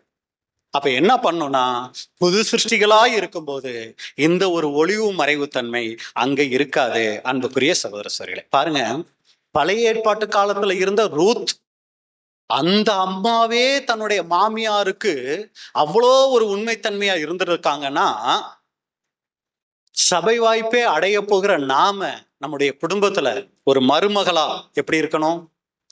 அதே மாதிரி ஒரு மருமகனா எப்படி இருக்கணும்? ஒரு நல்ல புது சிருஷ்டி மருமகன் தன் மனைவியின் பெற்றோரை கனம் பண்ணுவார், போஷிப்பார், அவங்களுடைய குறை நிறைவுகளை பார்ப்பார். அதே மாதிரி ஒரு புது சிருஷ்டி மனைவி தன்னுடைய மாமனார் மாமியார தன்னுடைய பெற்றோரா பார்ப்பாங்க. அதனால அடிக்கடி சொல்றது, தமிழ்ல தான் அருமையான பேர் அதுக்கு. கல்யாணம் பண்ணி கொடுத்துட்டா, தன்னுடைய மகளை கல்யாணம் பண்ணி கொடுத்துட்டா அந்த சகோதரன் யாரு? மரு மகன். அதே மாதிரி கல்யாணம் பண்ணி வந்துட்டா இது தனக்கு யாரு? மருமகள். இது ஒரு புது சிருஷ்டி மைண்ட்ல இருக்கும். இல்ல அவங்க புது சிருஷ்டியா இல்லைன்னு வைங்களே, எப்ப பார்த்தாலும் கடுமையான காரியங்கள் தான் அங்க நடந்துகிட்டு இருக்கும். ஜெபம் தான் அதுக்கு வழி. பாருங்க, பழைய ஏற்பாட்டு காலத்துல இருந்த ரூத்துக்கிட்ட நம்ம இதை கத்துக்க வேண்டியதா இருக்கு. ஒரு சம்பவம் சொல்லலாம், அனுபவிச்ச சம்பவம். எனக்கு தெரிஞ்ச ஒரு சகோதரன் இருக்கிறாரு, ஒரு சகோதரி, 2 பேர் இருந்தாங்க. அந்த சகோதரன் இறந்துட்டாரு. அந்த சகோதரிக்கு ஒரு பையன், 2 பசங்க, ஒரு பையன். அந்த பையன் என்ன தெரியுங்களானாரு, நல்ல வேலைங்க, ஐடியில் வேலை செஞ்சுட்டு இருந்தாரு. கிட்னி ஃபெயிலியர் ஆகி இறந்துட்டாரு. அவர் அவங்களுடைய அவன் மனைவி இருக்காங்க தெரியுங்களா, ரொம்ப வசதியான குடும்பத்துல இருந்து வந்தவங்க. அவங்க இந்து பேக்ரவுண்டு, இப்ப கூட இருக்காங்க, இந்து பேக்ரவுண்டு. அவங்க அப்பா அவங்க அண்ணன் தம்பி எல்லாம் வந்து என்ன சொன்னாங்கன்னா, வீட்டுக்காரர் இறந்துட்டார்ல, 2 பசங்க அந்த சகோதரிக்கு, வீட்டுக்காரர் இறந்துட்டார்ல, வா நம்ம வீட்டுக்கு போயிடுவோம், இனி எதுக்கு இந்த வீட்டுல இருக்கானா?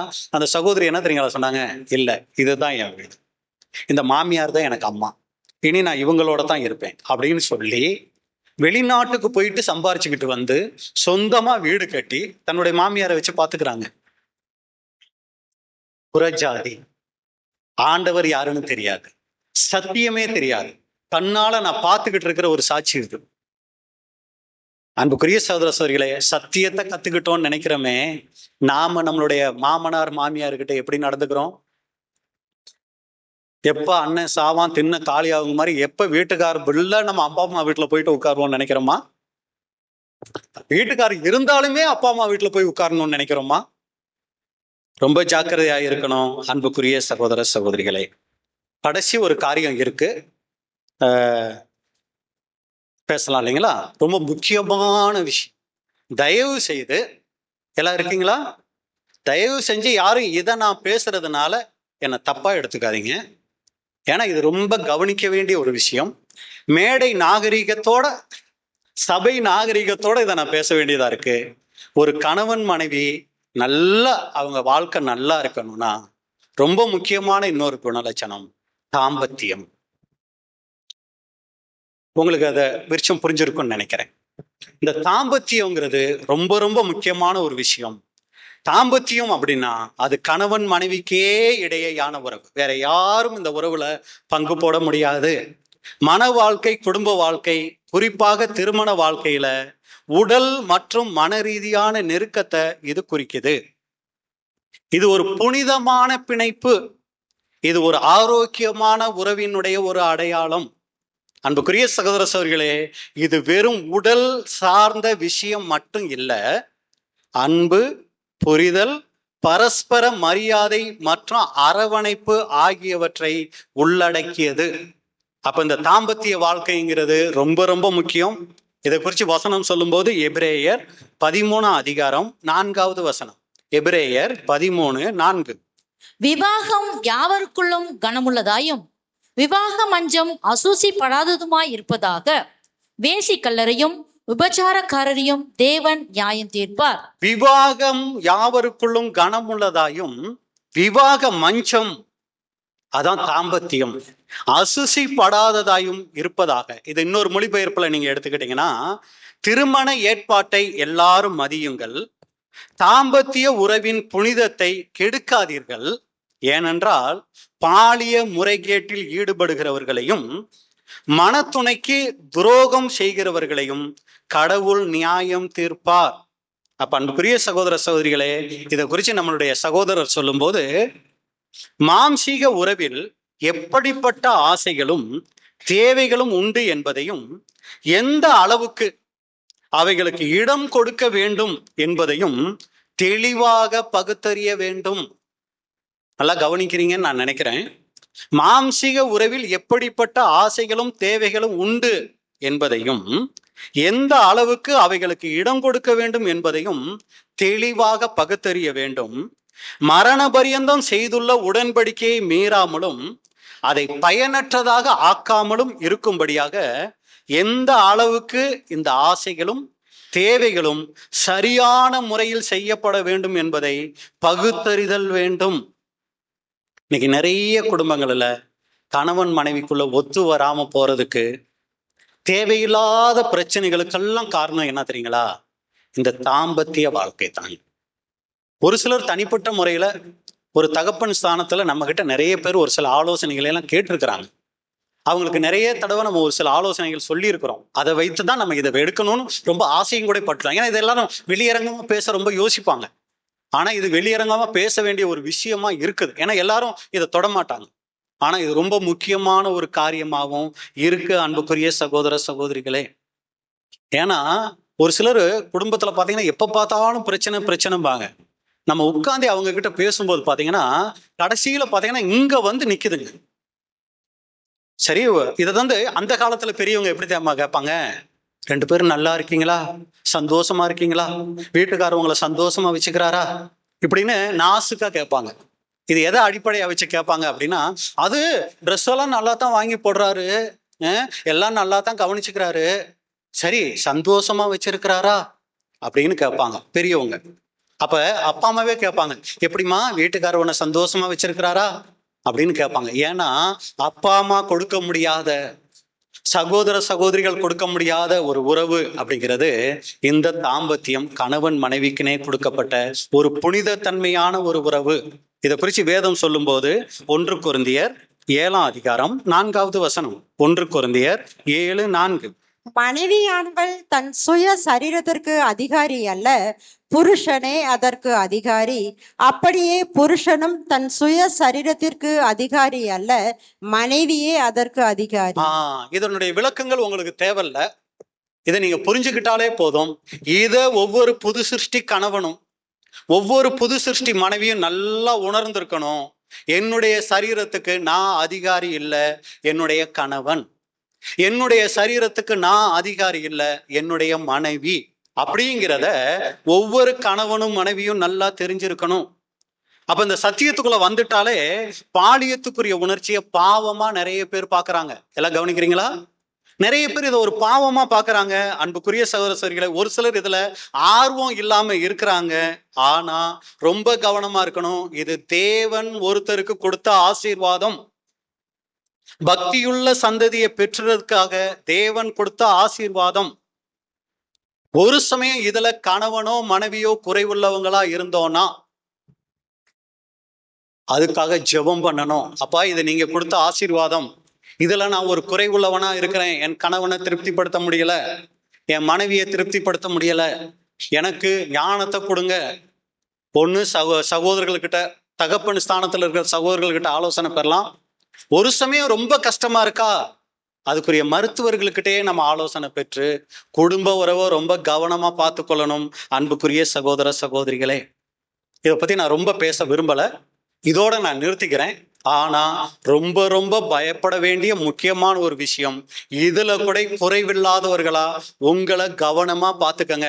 இது நிறைய குடும்ப பிரச்சனைகளை தவிர்க்கும். பிரதர், இதுக்கு வயசு வித்தியாசமெல்லாம் இல்லைங்களா பிரதர் அப்படின்னு சொல்லி கேட்டோம்னா, வேதத்துல ஒரு உதாரணம் பார்த்து நம்ம முடிக்கலாம். ஆதியாகமம் 26ஆம் அதிகாரம் 8வது வசனம். ஆதியாகமம் 26:8. அவன் அங்கே நெடுநாள் தங்கியிருக்கையில் பெலிஸ்தருக்கு ராஜாவாகிய அபிமெலேக்கு ஜன்னல் வழியாய் பார்க்கும்போது ஈசாக்கு தன் மனைவியாகிய ரெபேக்காளோட விளையாடி கொண்டிருக்கிறதை கண்டான். பைபிள் நாகரிகமா போட்டிருக்கு, நம்மளும் நாகரிகமாவே புரிஞ்சுக்குவோம். சரிங்களா? ஈசாக்கு என்ன பண்ணிருக்கிறாரு? மனைவியாகிய ரெபேக்காளோட விளையாடி கொண்டிருக்கிறத பார்த்தாரு. விளையாடிக்கிட்டு இருக்கிறத பார்த்தே புரிஞ்சுக்கிட்டாரு, இவங்க ரெண்டு பேரும் அண்ணன் தங்கச்சி இல்ல, ஹஸ்பண்ட் அண்ட் ஒய்ஃபுங்கிறத அவர் புரிஞ்சுக்கிட்டாரு. என்ன அது, இவங்க பார்த்தா புருஷன் பொண்டாட்டி மாதிரி விளையாண்டுக்கிட்டு இருக்காங்களேன்னு கண்டுபிடிச்சிட்டாரு. எத்தனை வயசு இருக்கும்னு நினைக்கிறீங்க ஈசாக்குக்கு? ஒரு 25 வயசுல விளையாண்டா சரி பரவாயில்ல, ஒரு 30 வயசுல விளையாண்டா பரவாயில்ல. எத்தனை வயசு இருக்கும்னு நீங்க பார்த்தீங்கன்னா, இதுக்கு முன்னாடி அதிகாரங்களை நீங்க பாருங்க. ஆதியாகமம் 25ஆம் அதிகாரம் 20வது வசனம். ஆதியாகமம் 25:20. ஈசாக்கு ரெபேக்காளை விவாகம் பண்ணுகிற போது 40 வயதாய் இருந்தான். ஐயாவுக்கு எத்தனை வயசு? அங்கிள் இல்லைங்களா, பிரதர் கிடையாது. ஏன்னா 40 வயசு ஆயிடுச்சுல்ல, அங்கிள். 40 வயசுலதான் இவர் என்ன ஆகுறாரு, என்ன பண்ணாரு? விவாகம். 40 வயசுல தான் மேரேஜே பண்ணிருக்கிறாரு. இப்ப 25-24 வாசிங்க. ஆதியாகமம் 25-24. பிரசவ காலம் பூரணமான போது அவள் கர்ப்பத்தில் இரட்டை பிள்ளைகள் இருந்தது. 3 வருஷம் கழிச்சு 2 பிள்ளைங்க கூட பிறந்துட்டாங்க. அப்படின்னா எத்தனை வருஷம் ஆயிருக்கும்? சரிங்களா? இப்ப பிள்ளைங்க 2 பேரும் பிறந்துட்டாங்க. ஐயா என்ன பண்ணிட்டு இருந்தாரா? சரி. அடுத்து 25-27 வாசி. இந்த பிள்ளைகள் பெரியவர்கள் ஆன போது பிள்ளைங்க என்ன ஆயிட்டாங்க? பெரிய ஆளா ஆயிட்டாங்க. இதெல்லாம் சொல்லிட்டு தான் 26:8 வருது. ஏற்கனவே வாசிச்சோம். ஈசாக்கு தன் மனைவியாகிய ரெபேக்காளோட. அப்ப நான் என்னதான் சொல்லணும் இதுக்கு?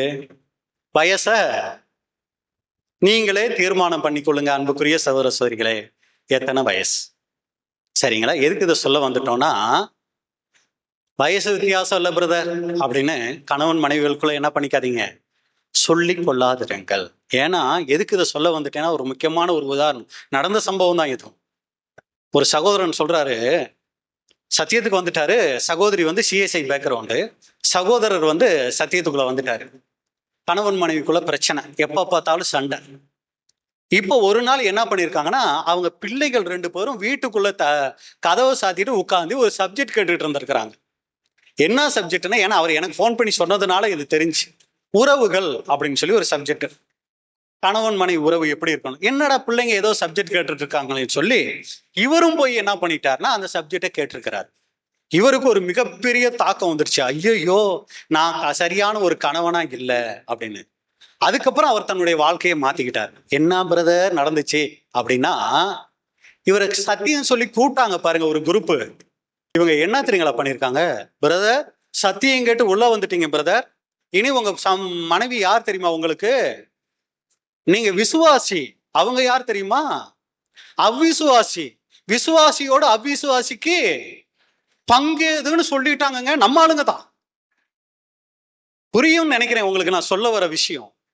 இவங்களுடைய தாம்பத்திய வாழ்க்கையே கெட்டு போச்சுங்க. இவர் தன்னுடைய மனைவியை அவ்விசுவாசியா பார்க்க ஆரம்பிச்சிட்டாரு.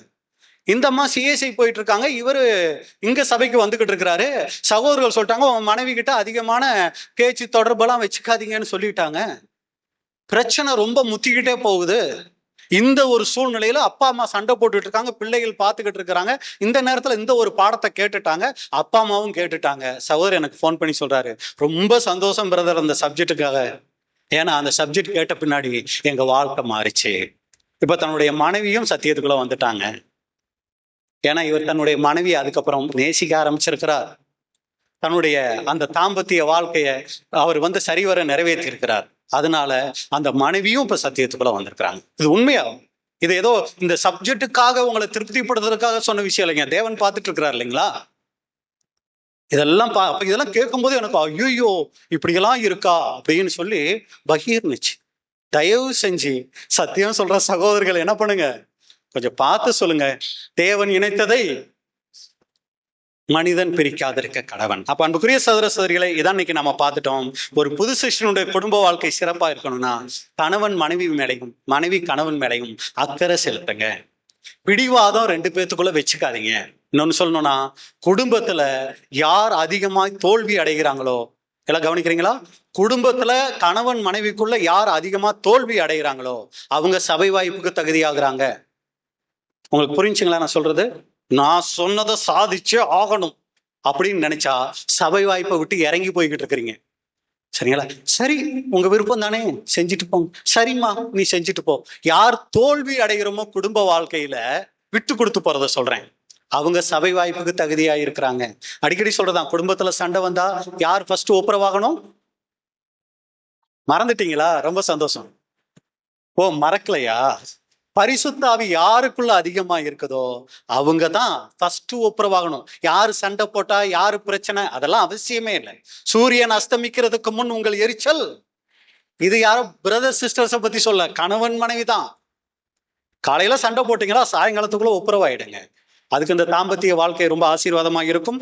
அடுத்து சுய கட்டுப்பாடு நமக்குள்ள இருக்கணும். எதிர்பாலினர் இடத்துல ரொம்ப கவனமா இருங்க.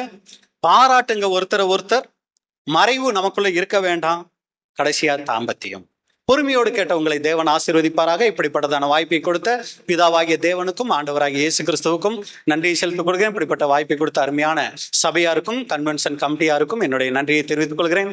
தேவனுடைய நாமம் மகிமைப்படுவதாக. ஆம்.